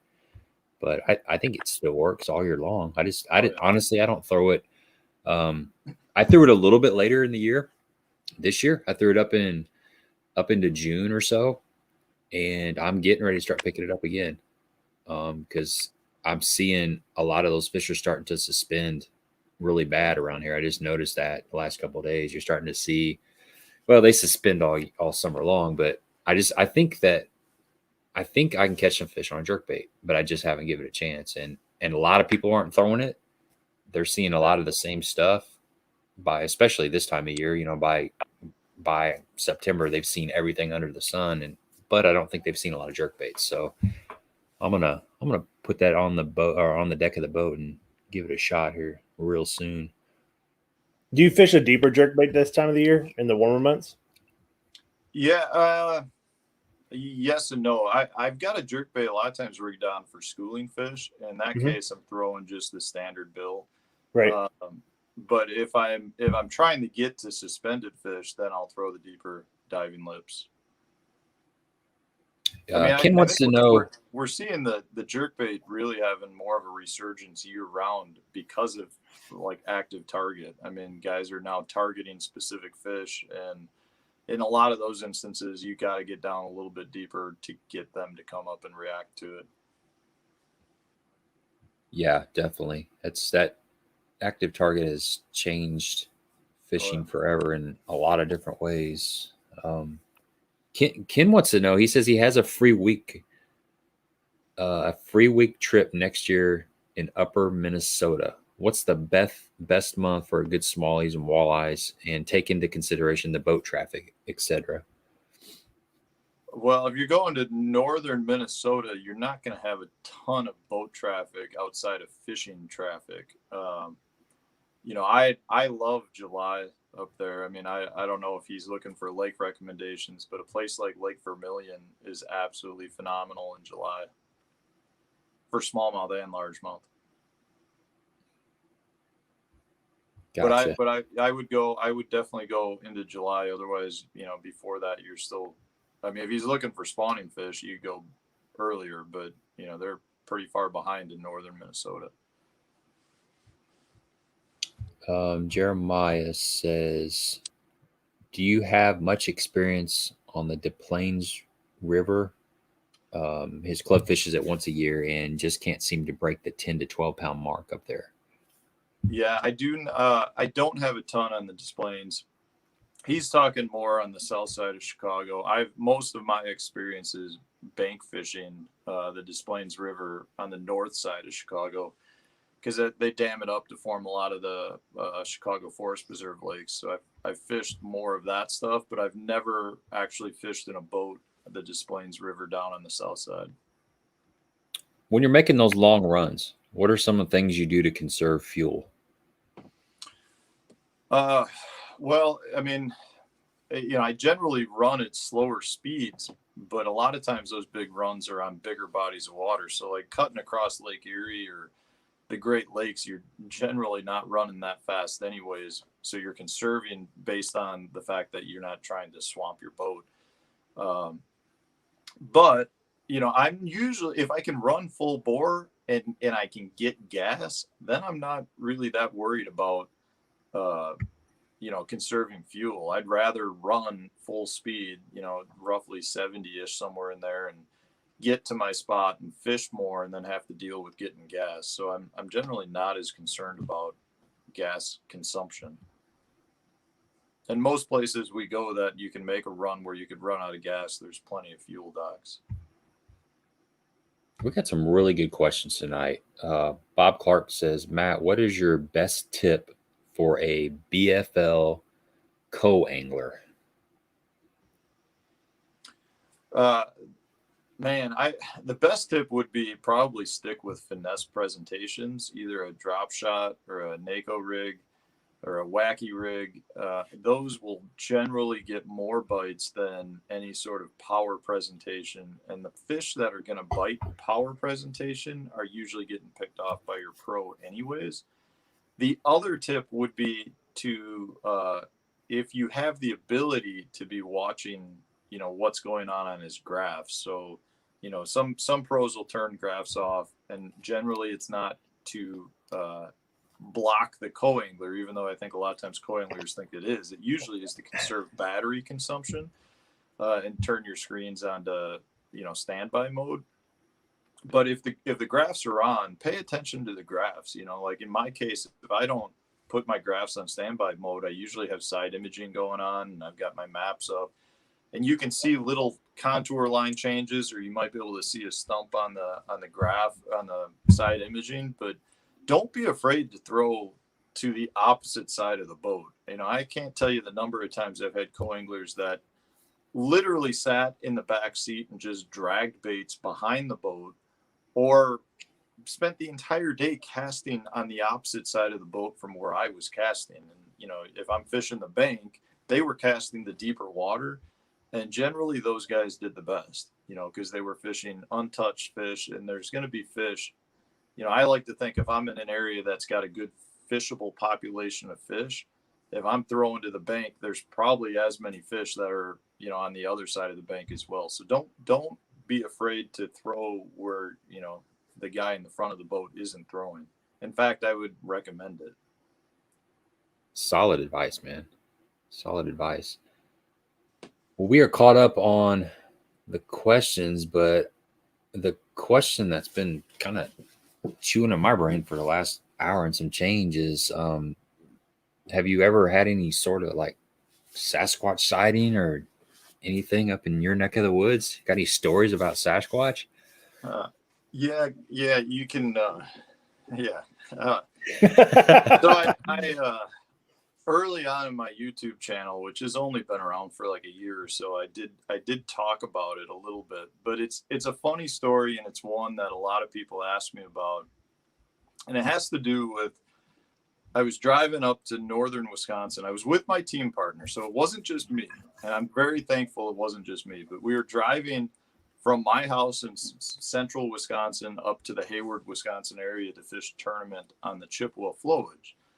And it was, you know, like fallish time, but, you know, not super late fall. So, I mean, we were driving, we left my house at like 3:00, and we got to this town of Phillips. It's a small town in Wisconsin, and I've got some back roadways that I go to avoid driving through the town. And I made a turn onto one of these back roads, and, you know, I don't know, 100 yards in front of me, 50, you know, 200 feet to 300 feet in front of me, right in the middle of the road, there was a big black object. Okay. And it was, I want to say it was around like 5:30-ish, but keep in mind, in northern Wisconsin, you know, 5:30 is not, it's not dark at that point. It wasn't like the sun was up, but it's I mean, you can see just fine. And at the same time, you know, I make the turn. At the same time, my team partner and I both go, bear, you know, because that's what we thought it was a black bear, which we see a lot. Well, at that point, the thing in the middle of the road, you know, I realized at that point his butt was facing the car, and it looked over its shoulder back at the car, stood up on 2 feet, and bolted into the woods faster than I've ever seen any human being run. And, you know, this was no small object either. It was quite large. So my partner and I both were driving, and we didn't say a word for a while. And after like 20 minutes, I just kind of went, if I didn't know better, and he finished my sentence, he's like, you know, I'd say we saw Bigfoot. And it became a joke kind of the rest of that weekend, like during the course of the tournament. And, you know, a joke in terms of like, we kept bringing it up, being like, maybe it was Bigfoot and blah, blah, blah. Well, I got home, and I was talking to my ma after that weekend, and telling her how, you know, we saw a bear, but maybe, you know, we joking about it being Bigfoot. And she's like, well, have you ever heard of a Bigfoot sighting in Wisconsin? And I was like, no, I haven't. So me being a big dummy, I go and do what anybody would do, and I Google it, right? Bigfoot in Wisconsin. Well, there's one hotbed place for Bigfoot sightings, and it's Phillips, Wisconsin. So much so that the town has nicknamed him Big Phil. So like, I'm like, this is just ridiculous now.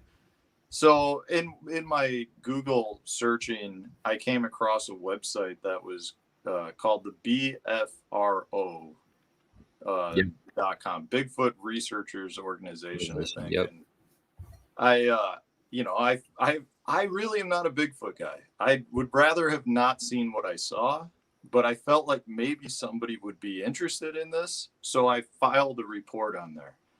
And I got a call, and I was working my corporate job at the time, and I got a call while I was sitting there on a number I didn't know, so I didn't answer it. And they left a message, and it was this guy saying he's from the BFRO.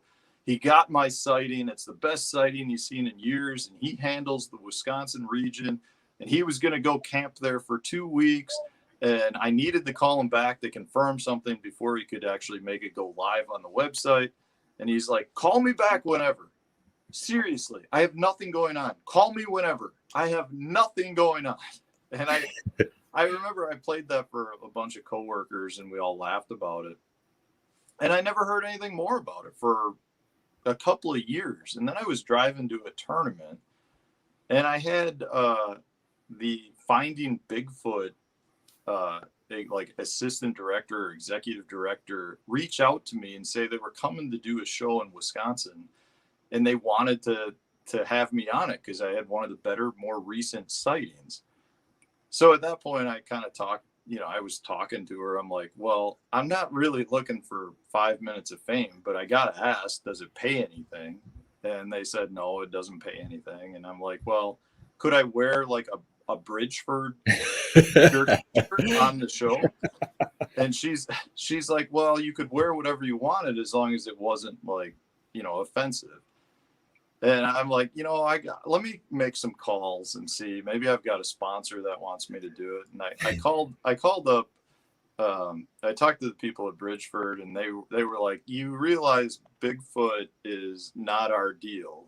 Like, we're not fans of Bigfoot. And I'm like, I know Jack Lynx and Sasquatch and all, but I'm like, I got to ask, right? And they're like, yeah, they're like, that's not our deal. And I called up my buddy who owns Dirty Jigs. And I was like, Kurt, what do you think about this? And he's like, you got to do it. You got to do it. It's a once in a lifetime opportunity. Don't wear my shirt, but you got to do it. And at that point, I looked at him. I said, you want me to do it just to make fun of me for years to come? And he goes, absolutely. And I'm like, that's it. I'm not doing it. Yeah. He had a jig color called Sasquatch. He was just needing a name for it. So I don't know what I saw, guys. I mean, I can tell you this. I've seen lots of bears.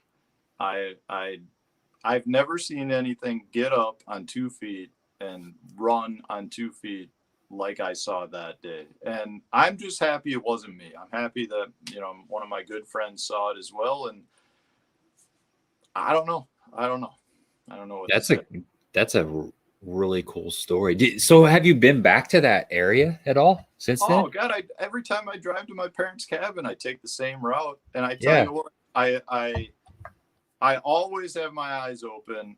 And again, it's one of those things I almost wish I hadn't seen. And I'll tell you what, guys, now if I'm in the woods by myself and I hear a squirrel running through the leaves, I have chills go up my back. Like I would it's almost like I would rather have not seen what I saw, because what I saw gives me the chills. Like, it was weird. That's all I got to say. I know our Sasquatch, I started with him and just listen to podcasts, and you get bored driving for so long. That's what I do for a living is I drive. I'm a route salesman. So I'm constantly looking for something to listen to. And there's only so many fishing podcasts that make me through the day before I have to get something else. And, he turned me on to Sasquatch Chronicles, and I made the mistake of listening to that before I went out duck hunting one morning. And I was on the way to the duck woods, and I had like a mile and a half hike through the woods to get to the water hole. Every noise. I mean, that's the fastest this fat white boy's ever ran in waders. I tell you that. I mean, I was booking it there. I didn't care if I had a loaded shotgun or not. It was. Yeah, it's like I said, I mean, it's something that I honestly think I would rather not have seen at this point, just because it's always in my head now. Right. Well, man, that's awesome, dude. Thanks for sharing that story. That's really cool. I'm going through all these numbers, and I don't know how, but I haven't seen the number yet. And it seems like everything has been guessed, but I don't know. Have you seen it? I haven't seen it. I didn't see it when it was coming through. There's some people that are really, really close. Super, super close. So keep on guessing. Oh, there's one that's right there. Not there, but right there. Yeah, I think the closest thing that I've ever had to a Squatch sighting has been a fallen tree in the woods. It scared the crap out of me. A lot of times you get a big rain and you'll hear just a crash in the forest. Mine was I had something different duck hunting experience, but I had something that was trailing me. And hindsight, I believe it was a cougar. It was a mountain lion. Yeah.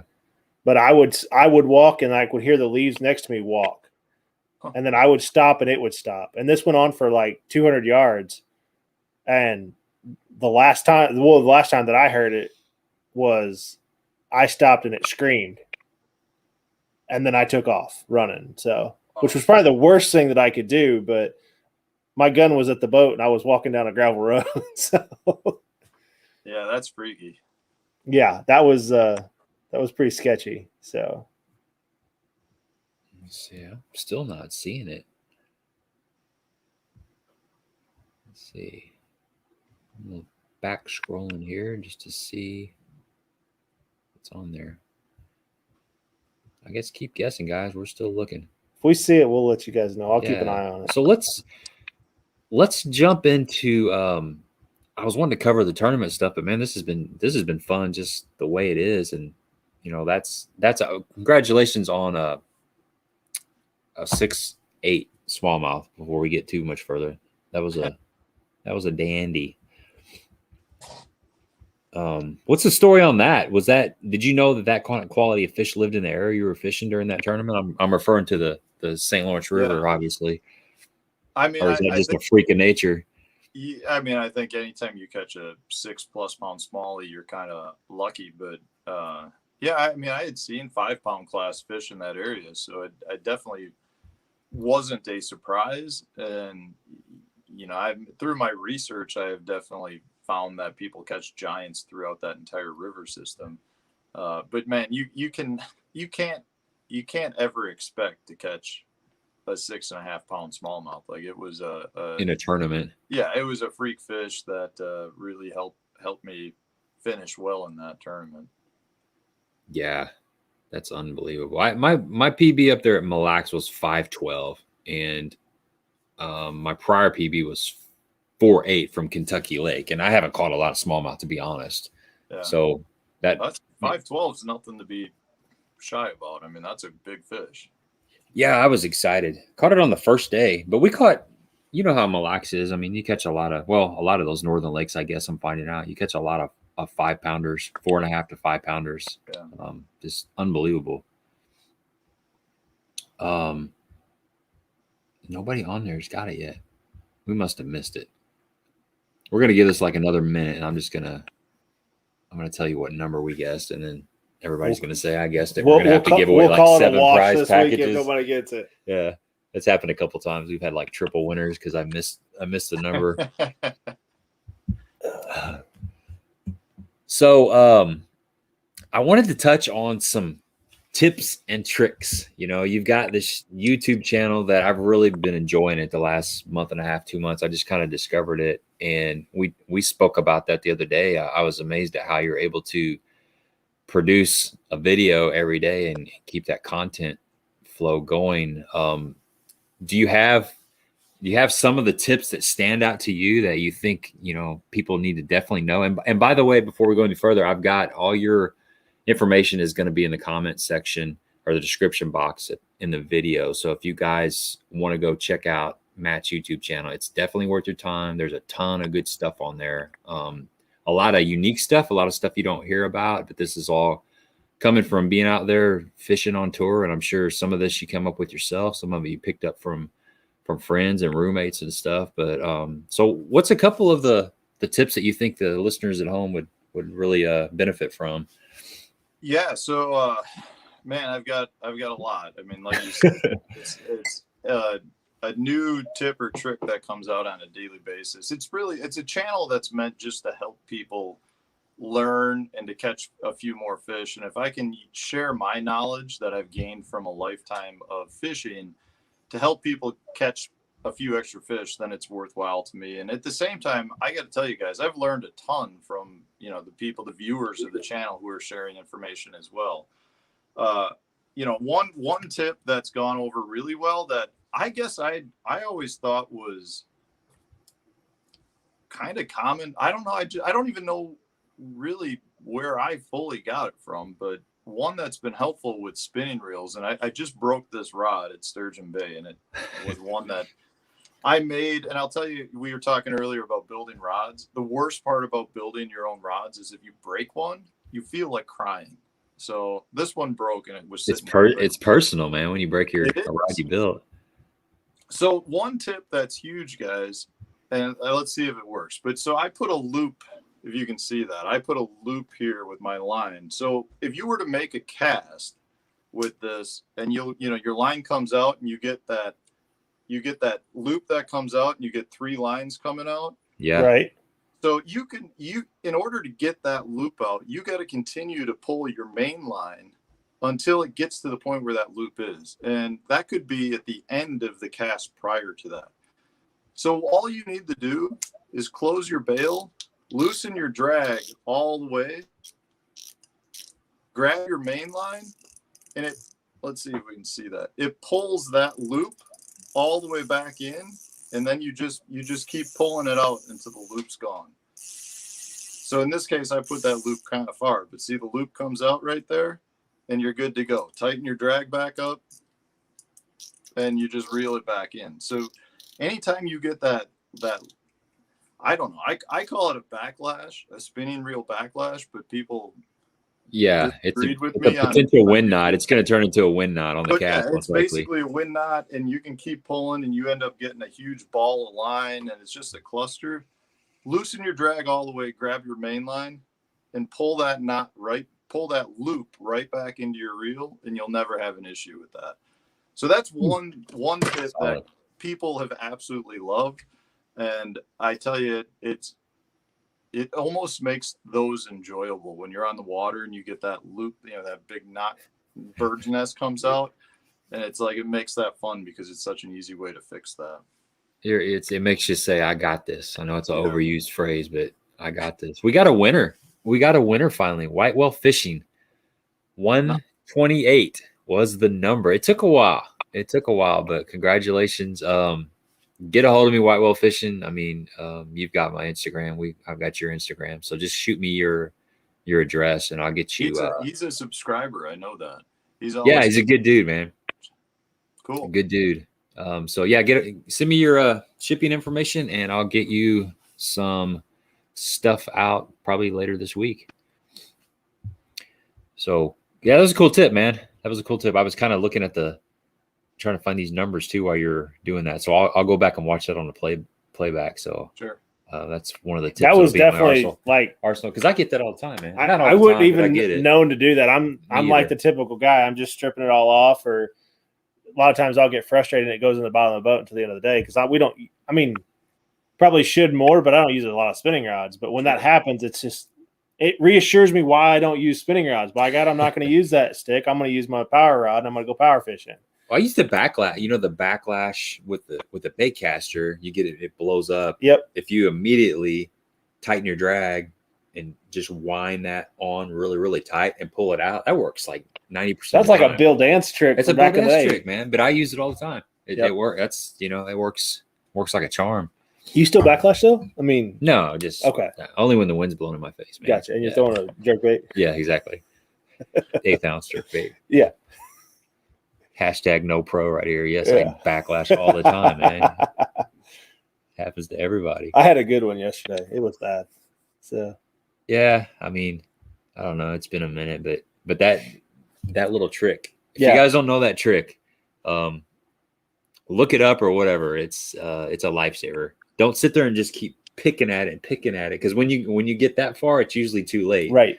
You got to immediately just tighten that drag and reel it up, and it. I don't know what it does. I think I don't even know the science behind it, but it works for some reason.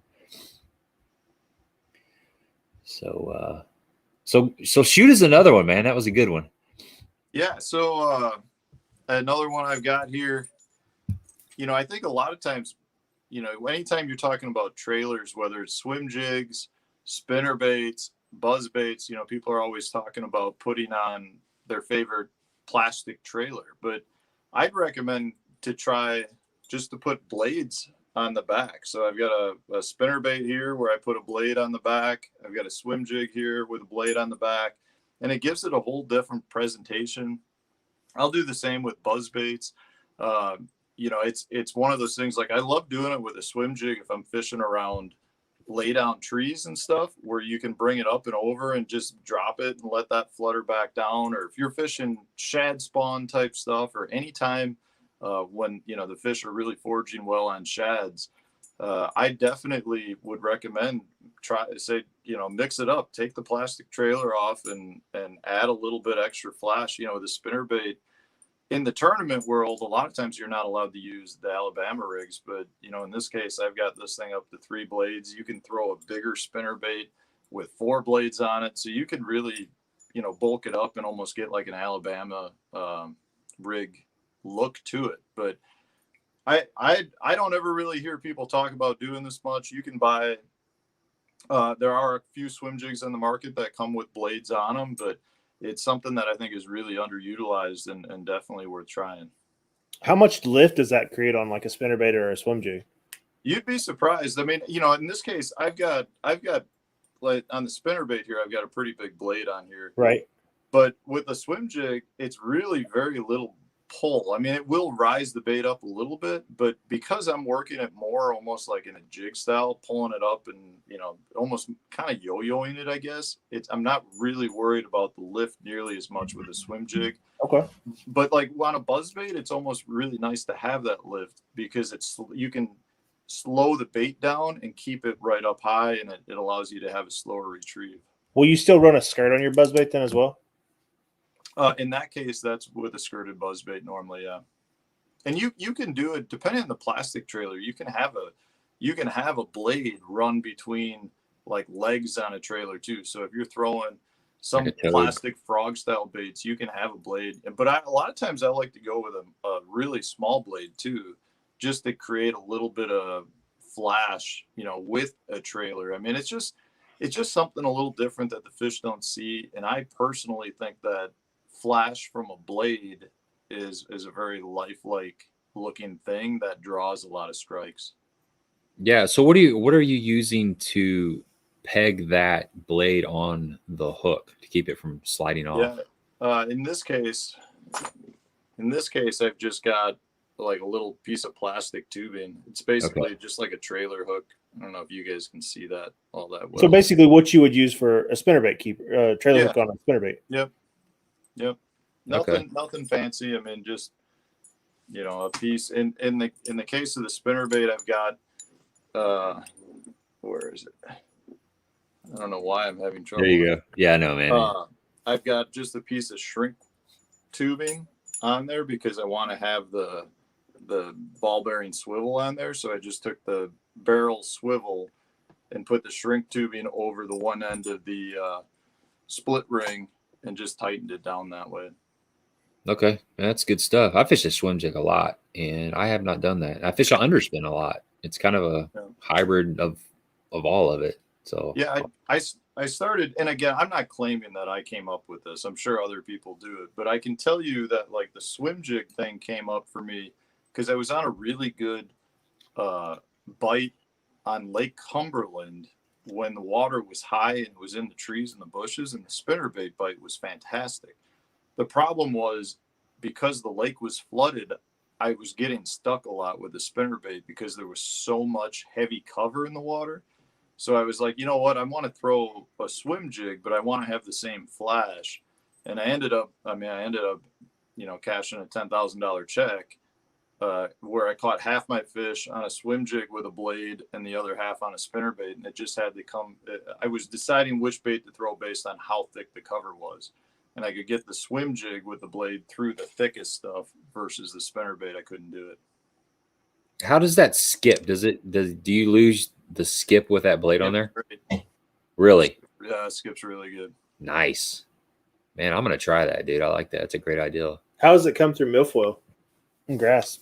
Yeah, it comes through great. It doesn't get tied up at all, especially with the blade being in line with the bait. The bait kind of separates the weed and the blade just plows through. It really is very versatile. It's a pretty cool concept. That's awesome. That swim jig bite is one of my favorites. So yeah. Ken says he has a buddy who uses a small blade on the top of a spoon. That's kind of interesting. Huh. Yeah, you can add them little blades, the real tiny willow leaf blades. You can add to almost anything to get some flash and a little bit of different presentation. I mean, I've done it where you can I'll epoxy one kind of the same thing where I'll take the small barrel swivel and epoxy it to the belly of a crankbait, and then have a little tiny willow leaf blade that knocks on the bottom of the crankbait. You can do a lot of little things with it. You are a tinkerer, aren't you? Oh, I love it. That's what we got, long winters. That's my stock answer. So this is the stuff you're gonna get if you go check out Matt's channel. He's got video after video on this crazy stuff. I like that that Wacky rig video you did, like fishing a Wacky rig deep. Yeah, actually, that was pretty sweet, dude. That was one I had done for you. I made up for you just to kind of talk about it. Yeah, excellent. So I love Wacky rigs, and I love a weightless Wacky rig, but I hate having to wait to fish a Wacky rig deep because it takes so long for the dang thing to fall. So, up here in the North Country, we do a lot of weed line fishing. And a lot of times those weed lines are, 8 to 14 feet out. And the majority of the fish are on the bottom at that point. So if it's a tough bite, a Wacky rig is a great way to get those fish to bite. But I wanted a way to fish it, but be more efficient and be able to do it faster. So I came up with, I came up with this. I'm not saying anybody else hasn't done it. I don't know. I didn't read about it. But so what I've done is I take, like, you can't see it here, but I got like a 4-foot leader. And at the top of the leader, I've just got a little barrel swivel that I tie. And then I just take the, whatever hook that you want to use on the Wacky rig, and you thread that on the line below it.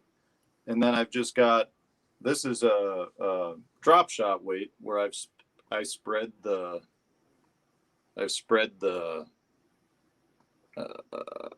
the eye on it, so it doesn't, the line won't get pinched. I tie the line onto it. You can do a bass casting weight or whatever. And the idea is that when you throw it out, the line goes out, and when the weight sinks to the bottom, your line or your Wacky rig will slide up your line to the weight, and then you just hold your line tight, and literally the Wacky rig just slides down your line until it gets to the weight. And then what you do is you reel it in quick, and then that'll pull the bait up. You drop it again, the weight slides down, the Wacky rig goes up to your swivel, and you just hold the line tight, and you get your Wacky rig, weightless Wacky rig fall. And it works really good. The key to it is when you get bit, you don't want to set the hook instantly. You just want to reel down into them like you're throwing a drop shot, because what you need to happen is you need to pick up that line until the weight hits the hook, and then you can drive the hook home. So if you set the hook too early, you may not get the hook penetrated. Yeah, you're just getting slack, basically. Yeah, you just want to reel into them. When you know you've got a fish, you just reel into them until it tightens up, and then you set the hook. How difficult is that bite to feel versus a Wacky rig bite? Honestly, you'd be surprised. You feel most of the bite still, because you've got. You don't feel it necessarily quite like the thump you might. What you'll feel is your line get tightened up because they start swimming with it.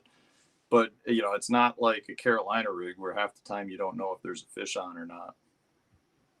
Gotcha. That's pretty cool, man. That's really cool. So you just got to make sure that you've got, you got that swivel to deal with, on your cast, I guess. Yeah, you just need something at the top of whatever length that you want to be throwing. You could use a bobber stop, I guess, maybe, or. Yeah, you can try bobber stop. I've had some people respond that they've been doing it and had decent success that way. I just feel like with a bobber stop, eventually, that usually gets worn away a little bit, so it doesn't stay in place quite as easily. But, you can get some pretty good bobber stops, or you can double up the bobber stops, and it works just fine that way too. Yeah, well, the bobber stops brings me to another tip that you had, and we punch a lot. We punch a lot of mats and stuff. It's getting ready to start going off here real soon. We're chomping at the bit for that grass to get matted. But you were talking about using one bobber stop instead of 2 bobber stops to peg that 1 ounce weight.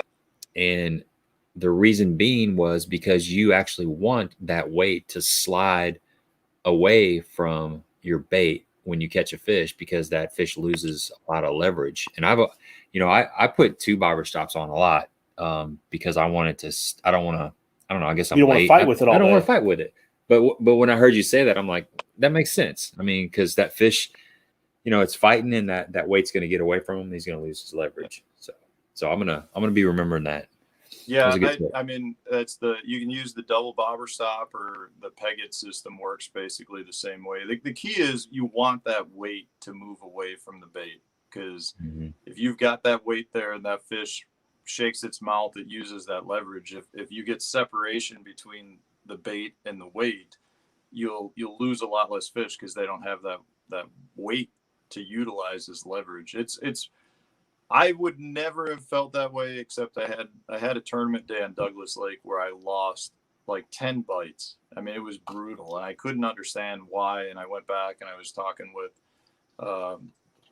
my buddy, the owner of Dirty Jigs, who is a absolute, fishing encyclopedia. He's a guru of the sport, and we broke down everything I was doing, and he's like, we got to that, and he goes, you absolutely got to stop using a single bobber stop. You gotta have something that separates the bait away, because if you use a single bobber stop, what happens is, you get the bobber stop slides up, and then you have a free sliding weight, and that free sliding weight at times will literally come slide down your line and knock that bait, and that's enough to back that bait, the hook back out the hole that you formed, especially when you're pitching. Because a lot of times your holes, you create a bigger hole. And, I went through, a year or so where I switched, when the bobber stops became real popular, I switched over from a peg-it to that, and I started losing a lot more fish. And since then I've switched back to throwing, a peg-it or double bobber stops, and I have lost significantly less fish. Okay. Gotcha. Yeah. I had that backwards for some reason. I had it the other way around. So you're using two bobber stops. You're using 2 bobber stops. Well, I'm generally throwing a peg-it system, but you can get the same if you use a bobber stop underneath the weight as well. That whole thing will separate, and usually that bottom bobber stop slides up a little bit too, which will stop that weight from sliding all the way down to the hook. So are you straight shank hook or EWG when you're doing your punching? Man, that's been like the topic of discussion for the last we've couple asked weeks. this question to a couple people. I'm leaning more towards EWG style again at this point. I will tell you, I think when you stick them with a straight shank, you stick them like you've got them. The problem is I feel like I miss a lot more fish with the hook set with a straight shank than I do in EWG style. So I've gone back and forth on this, but I'm the past 2 years I've been pretty much all EWG style on my heavy flipping. Do you do anything to that EWG hook? In terms of like opening it up a little bit? Yeah, I do. I mean a slight, but I don't want to open it up to the point where I potentially weaken the hook where it's gonna, flex out on you. Flex out more, yeah. Yeah. I know, I was doing some punching today, and with the straight shank hook, it seems like they're bent back in just slightly. So opening that up is gonna, help you catch more fish. Just, I don't know why they do that. It doesn't make sense. Why would you bend the hook point back towards the eye? Yeah. I don't understand. I mean, more than anything, I think the issue with flipping, and this is, an issue I deal with, and I think a lot of people deal with, is when you set the hook, you want to set the hook hard, but the problem is with a big weight, you blow that mouth open, and that hook comes out right behind that weight. So, that's why the best hook set you can do is where you just kind of lean into them, because you want that weight to pull through, but you don't want it to blow the mouth open. You just want it to come through the lips where the lips stay shut. So when the hook part comes through, they get caught. But I think most of us have an issue. You feel that bite and you want to just hammer them, and you do that. And a lot of times you rip it right out of their mouth. Yeah. And sometimes they just close their mouth so hard that you can't even move the weight. I can't tell you how many times that you're fighting a fish for the longest time, and all of a sudden he comes off and you know, maybe your hook's not even penetrated through the worm or something. Yeah, that happens all the time with big smallmouth. If you're using finesse tactics with big smallmouth, I mean, at the St. Lawrence River, I lost what I feel very confident in saying was the winning fish, and I don't think I ever had him hooked. I fought him for like 20 seconds. He came up and jumped by the boat, and it was like, I mean, that bait came shooting right back at me, like he was just holding it, and then he opened his mouth and just, I mean, it was like a slingshot. And that happens a lot, you know. 6 or 8 pound test line with light rods. You know, you think you hammered that hook home, and those little fish have strong little jaws. And if they keep their mouth shut, that bait never moved. Well, yeah. I remember the old days of lead weights, and like a 1 ounce lead weight. Can you imagine how fish, big that is? The fish could hang on to that lead weight. I mean, you'd see teeth marks in there. Oh, right. And they would never get it. That's I guess the advantage of tungsten is they can't clamp down on the tungsten and get stuck in there, because when they pull it out, it's just coming off of the paint or when it hits the tungsten. But the lead's soft enough that they can actually get a hold of it. Huh. That's an issue. You hear a lot of muskie guys going back to muskie fishing. You know, if you're throwing a wood bait, they clamp down, they drive those teeth into the wood bait, and you set the hook, and you never even move the bait. They've got it just pinned in their teeth, and then they open their mouth, and the bait comes out, and you got holes all over in your bait, and you never even had a shot at that fish. It's like they're just teasing you. It's like a punch in the face, man. You got a nice, pretty bait, and it's ruined and nothing to show for it. You've got tackle you think is, you know, shark fishing gear, and you still can't even move the bait. Wire leader and everything. Yeah. You snell the knot? Do you tie a snell knot? If I'm using the straight shank, I will throw the snell or use the snell. But generally, like I said, I'm really going away from the straight shank and away from the snell, because the snell, as good of as a knot that I think that is, especially with braid for a straight shank, you know, it goes back to where the hook point is. When you pull that line and you put leverage, it wants to curl that hook in. And at that point, you know, you need to have a slower hook set so that when that hook hits, you know, if you've got, I don't know how to just, I don't know why I'm trying to make the hooks. Yeah, I'm enjoying it, man. This is fun. I probably God your like wife's charades, man. God your wife's a chiropractor. I mean, you're gonna throw your back out with all the moves that you're doing. So straight shank, right? So, yep. You know, if you snell it, you got the line around the shank, and when you pull that line, it wants to curl that hook in like that, which, you know, is the idea is, okay, well, then that means your hook point's coming out. The problem I don't like is the first part that hits the fish is this right here, is this curved portion. I don't want that to be the part that hits. I want the first part that hits the fish to be the point. So if I just tie a double Palomar and you set the hook, it's not going to rotate the hook at all. So I feel like the first part that hits is the point versus the snell knot, which is wanting to pull the hook that way. Yeah, so you get that cam action. That's just my, you know, brain working. I can't necessarily say that that's 100% what happens, but I just feel like I want my hook coming through point first versus, you know, potentially rolled in, where the first part that makes contact is a rounded bend part versus the hook point. We need hook cams. I mean, we really need a hook cam to see what's going on inside of that fish's mouth. Because I'm with you, man. I always wonder how that works. And again, I think it's so dependent on the angler too. You know, like I have an itchy trigger finger. I want to just hammer the fish, and if that's the case, I don't think a snell is right for me.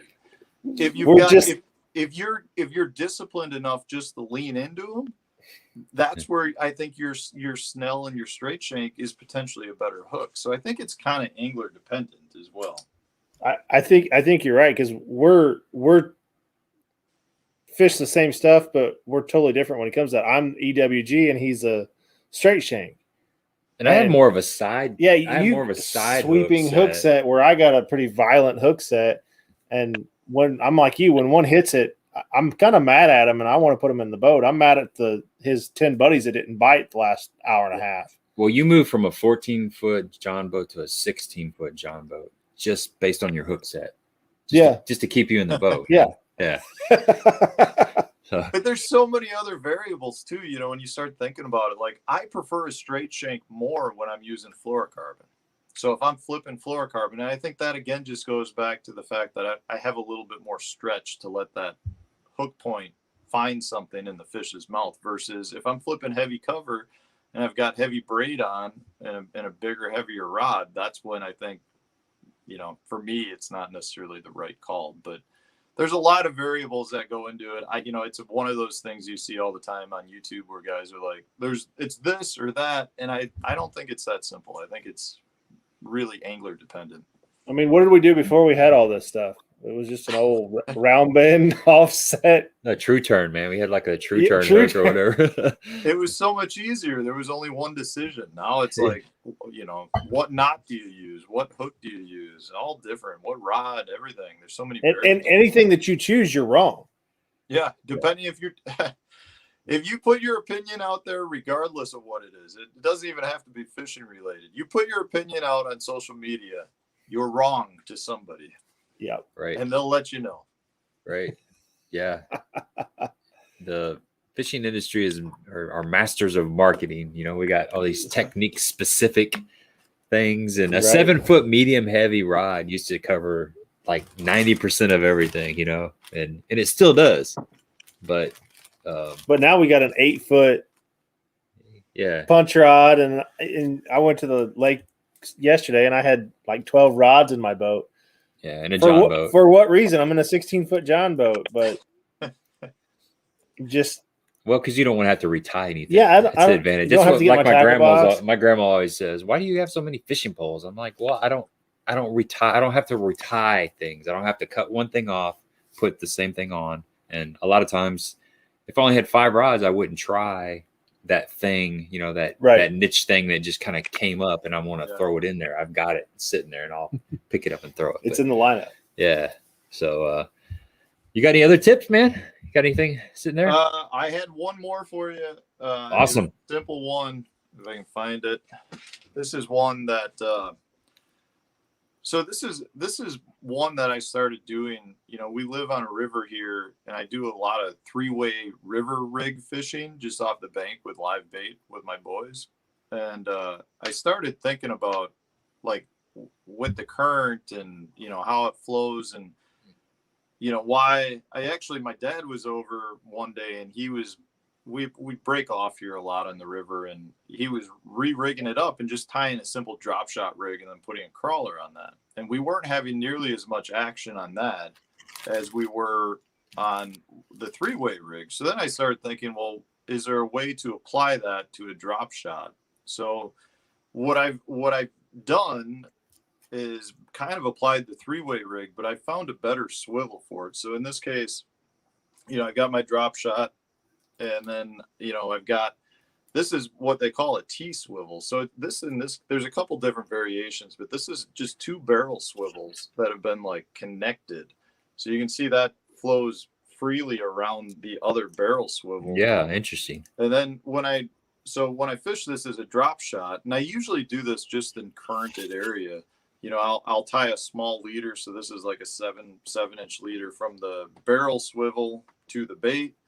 And then, you know, you've got your normal drop shot coming off the bottom. But, you know, I caught several fish on this at the St. Lawrence River because the idea behind it is why people do it with a 3-way rig fishing rivers. You throw it out, and then you've got, you know, the current will just take this, you know, and just move it naturally. So, you know, I was throwing a 3/4 ounce drop shot weight or a 1/2 ounce in various cases, and I would throw it out and just kind of hold it tight and drag it back. But, you know, the bait is moving much more freely than it would if I was throwing a traditional drop shot rig. So there were times where I felt like this was better in those current seams. Like there were some current seams where I couldn't set up in the current, or, you know, I had to set up and to get fish to bite, like where I was sitting in an eddy throwing into the current. And when I was doing that, and that was all based on, like, on days 2 and 3, we had really pretty strong wind, and I couldn't sit where I wanted to sit to present the bait. So I was casting more, and I was just casting this, and I had, you know, good luck. And it's something I've done here on the river back here at home or on the Mississippi River and places we have strong current. And it's just a different concept of a drop shot rig to give your bait freedom in the current and allow the current to do the work for you. And it's something that I've had good success with. And it's, you know, not a difficult concept, but it's something that I don't feel like we see much in the bass fishing world. You know, you start looking at live bait rigs and stuff for walleye, and you start seeing more stuff along that concept. Yeah, that makes a lot of sense. I mean, I think of a Carolina rig as giving the bait a little bit of freedom like that. So if you're throwing a 3/4 ounce weight, what's the smallest line that you feel comfortable throwing as your main line? I mean, can you fish 8-pound test with a 3/4 ounce weight, or do you have to move up to 10 or 12? I was throwing with the 3/4 ounce, I was throwing 8-pound, but for the most part at the St. Lawrence, I caught most of my fish on a 1/2 ounce weight with 6-pound test. And I got to tell you guys, I mean, that it probably, I'm not going to say it cost me the tournament, but I broke off a couple of fish that were in the 5-pound, 4 to 5-pound class range that would have given me the upgrades to win that event. And they came up, and you know, you'd see them jumping, and a lot of times smallmouth won't just like jump. They'll come up and almost be like a shark where they just tail walk for a while for like 10 feet. And, you know, I had 2 fish where I saw, you know, you could see my 1/2 ounce weight just whipping back and forth as that fish is coming along the surface. And, you know, 3 or 4 feet into that long tail walk, you know, the line broke. And it's just because they had enough leverage with that 1/2 ounce weight that their head went this way, the weight was going that way, and instead of the weight breaking at the line or at the where the weight was tied on, it broke at the hook. And those, you know, those couple fish really hurt me. I mean, I lost fish every day that would have really upgraded me, and I lost the fish on day 3 that I weighed a 2-pound 14-ounce fish, and that fish was well over 5 pounds. That would have easily given me the win in that. But you know, that's, you know, I'm not making excuses. That almost everybody that I've talked to who was in the top 10, you know, lost fish or broke fish off, because you're talking about 6 or 8 pound test with giant smallmouth, heavy current, zebra mussels, like, you know. And then those fish, it was crazy because I've never been to a place where the fish, they would instantly come up and jump, which is normal. Then they would instantly dive to the bottom. And there were several guys I talked to who saw the fish do the same thing. They'd go to the bottom, hit the bottom, turn on their side, and then swim on the side.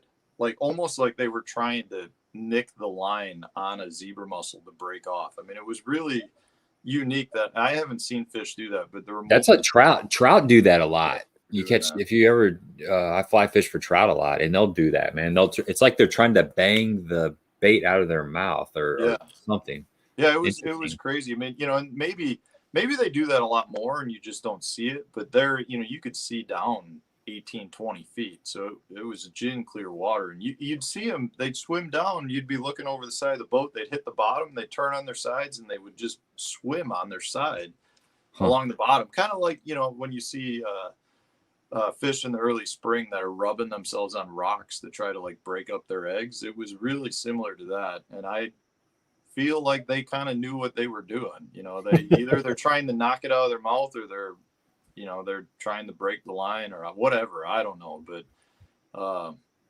yeah, when you're talking about conditions like those with light line, heavy weights, I mean, stuff's going to happen. And when they say when you win, it's your time. And in this case, it wasn't my time.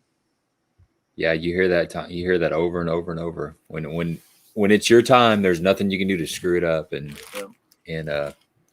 you hear the stories too about people that, you know, the hook fell out in the net, that kind of stuff, and it has to be true. So that 6 to 8 pound test line, I mean, is that necessary? You got to have that. I mean, you don't have to, but I'll tell you, for me, I was getting double the bites with 6 pound than I'd get with 8 pound. Really? Wow. So you think it's the action of the bait, or you think the fish is actually visually seeing it? I think it's both. I think the bait will definitely flow more naturally because it's got less line holding it back. I mean, I think there were a lot of things in that case, but I think that's usually the number one thing. I think the other biggest factor is, they don't see it nearly as much.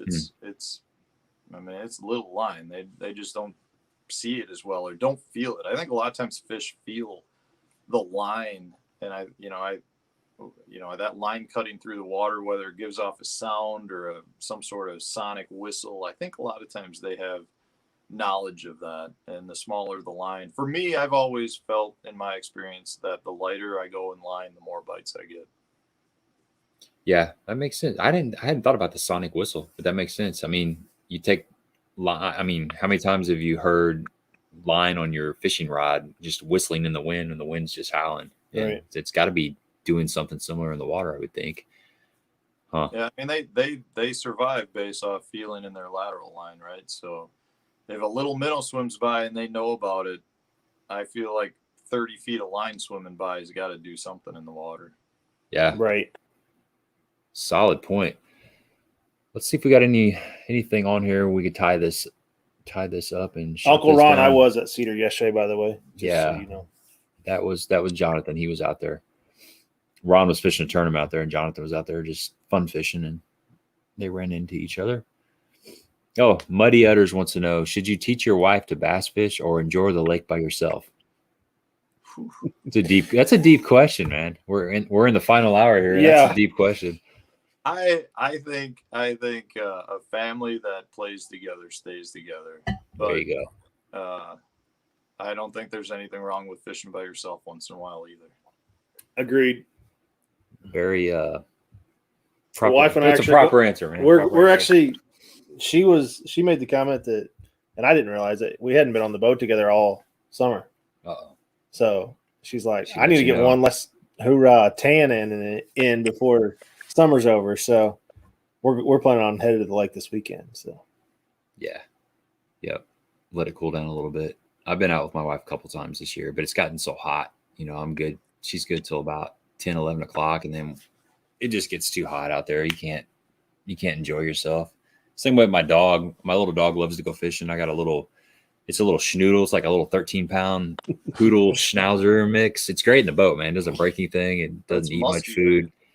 but it's black. It's got black fur, so it can't go out in the heat. And it's a house dog too. So once it starts cooling down, like October-ish, she'll go out. And don't jump take in her the to boat with me. Kincaid. Don't take her to Kincaid. The muskies. Yeah. Oh yeah. Definitely. That's funny. Um, Oh goodness. all right, we're gonna shut this down, man. Yeah. It's been almost 2.5 hours. It has been awesome talking to you. I really appreciate you spending some time with us. If you guys have not checked out Matt's channel, do yourself a favor, go check it out. It's filled with a bunch of good stuff, and you won't be disappointed. Well, if you guys are here already, you're probably following Matt. But Matt, tell them where they can find you at. Yeah, the YouTube channel is Matt Stefan Fishing. Pretty much all my social media is that. It's Matt Stefan Fishing, Instagram, Facebook, YouTube, and then Twitter is Stefan Fishing. And my website, mattstefanfishing.com as well. So if you guys are looking for guide trips or just, whatever, want to BS with me, or, feel free to reach out. I'm pretty available. Cool. Awesome. Sounds great. Well, so you got a Southern Open at Lake Norman. You still planning on fishing that, or? No, I'm not fishing that, especially now that that second place finish at the St. Lawrence qualified me for the BPT event on the St. Clair, and that's it's like the 9th through the 18th or something like that. Yeah. Those are long events. So I'll be fishing that, and the Lake Norman one is going to be put on the back burner. I think it was a wise choice. I was going to ask you, I thought that's how you would have qualified for that BPT. So that'd be cool, man. Have you, I know we said we're leaving and we're done, but Sure. I kind of wrote that down. And have you fished the catch, weigh, and release format at all? Yeah, I've fished some local stuff here. We've got a big regional circuit called Classic Bass that does catch, weigh, release. And I've done several of those tournaments. And then last year, the title championship for the pro circuit was on Sturgeon Bay, and they did it as a catch, weigh, release format. So I did that as well. Okay. Excellent, man. Yeah, it's All right. it's a fun format. I think it's one of those things that there's a little disconnect between the fans and the anglers because, Yeah. I think the anglers are feeling every move in the standings, and it's exciting from that standpoint. But from a fan standpoint, they're really only looking at, like the cut line up until the final day, and then at that point you've got the championship, or the winner of the event. But there's a little bit of disconnect, I think, that needs to be resolved or figured out to really make that format work from a fan standpoint. But I think MLF is getting there. I think they'll figure it out at some point. But from an angler standpoint, it's an exciting format, unless you're not catching anything. Yeah.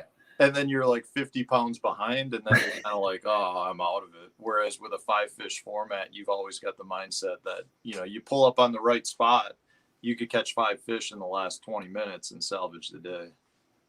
Yeah, that's a solid point. I watch it, I watch both of the formats, and but you're right, it is different. There's something about bringing 5 fish across the stage, and then if you have you have the live going and they shut it off an hour before, or bass track, they shut it off an hour before the weigh-in. There's still a little bit of, you don't quite know exactly. Maybe there's this clutch catch that happened in the final 20 minutes or something, or maybe somebody broke down, somebody that's, in the top 10, they break down, is where the catch, rain, release, it's real time and exactly what's going on. So yeah, I equate it to a football game. You watch the football game while it's live, but you don't necessarily watch the post game because you know what happened, right? So right. It's more of that made for TV format, and you don't have the same potential excitement that could have occurred that you're not aware of.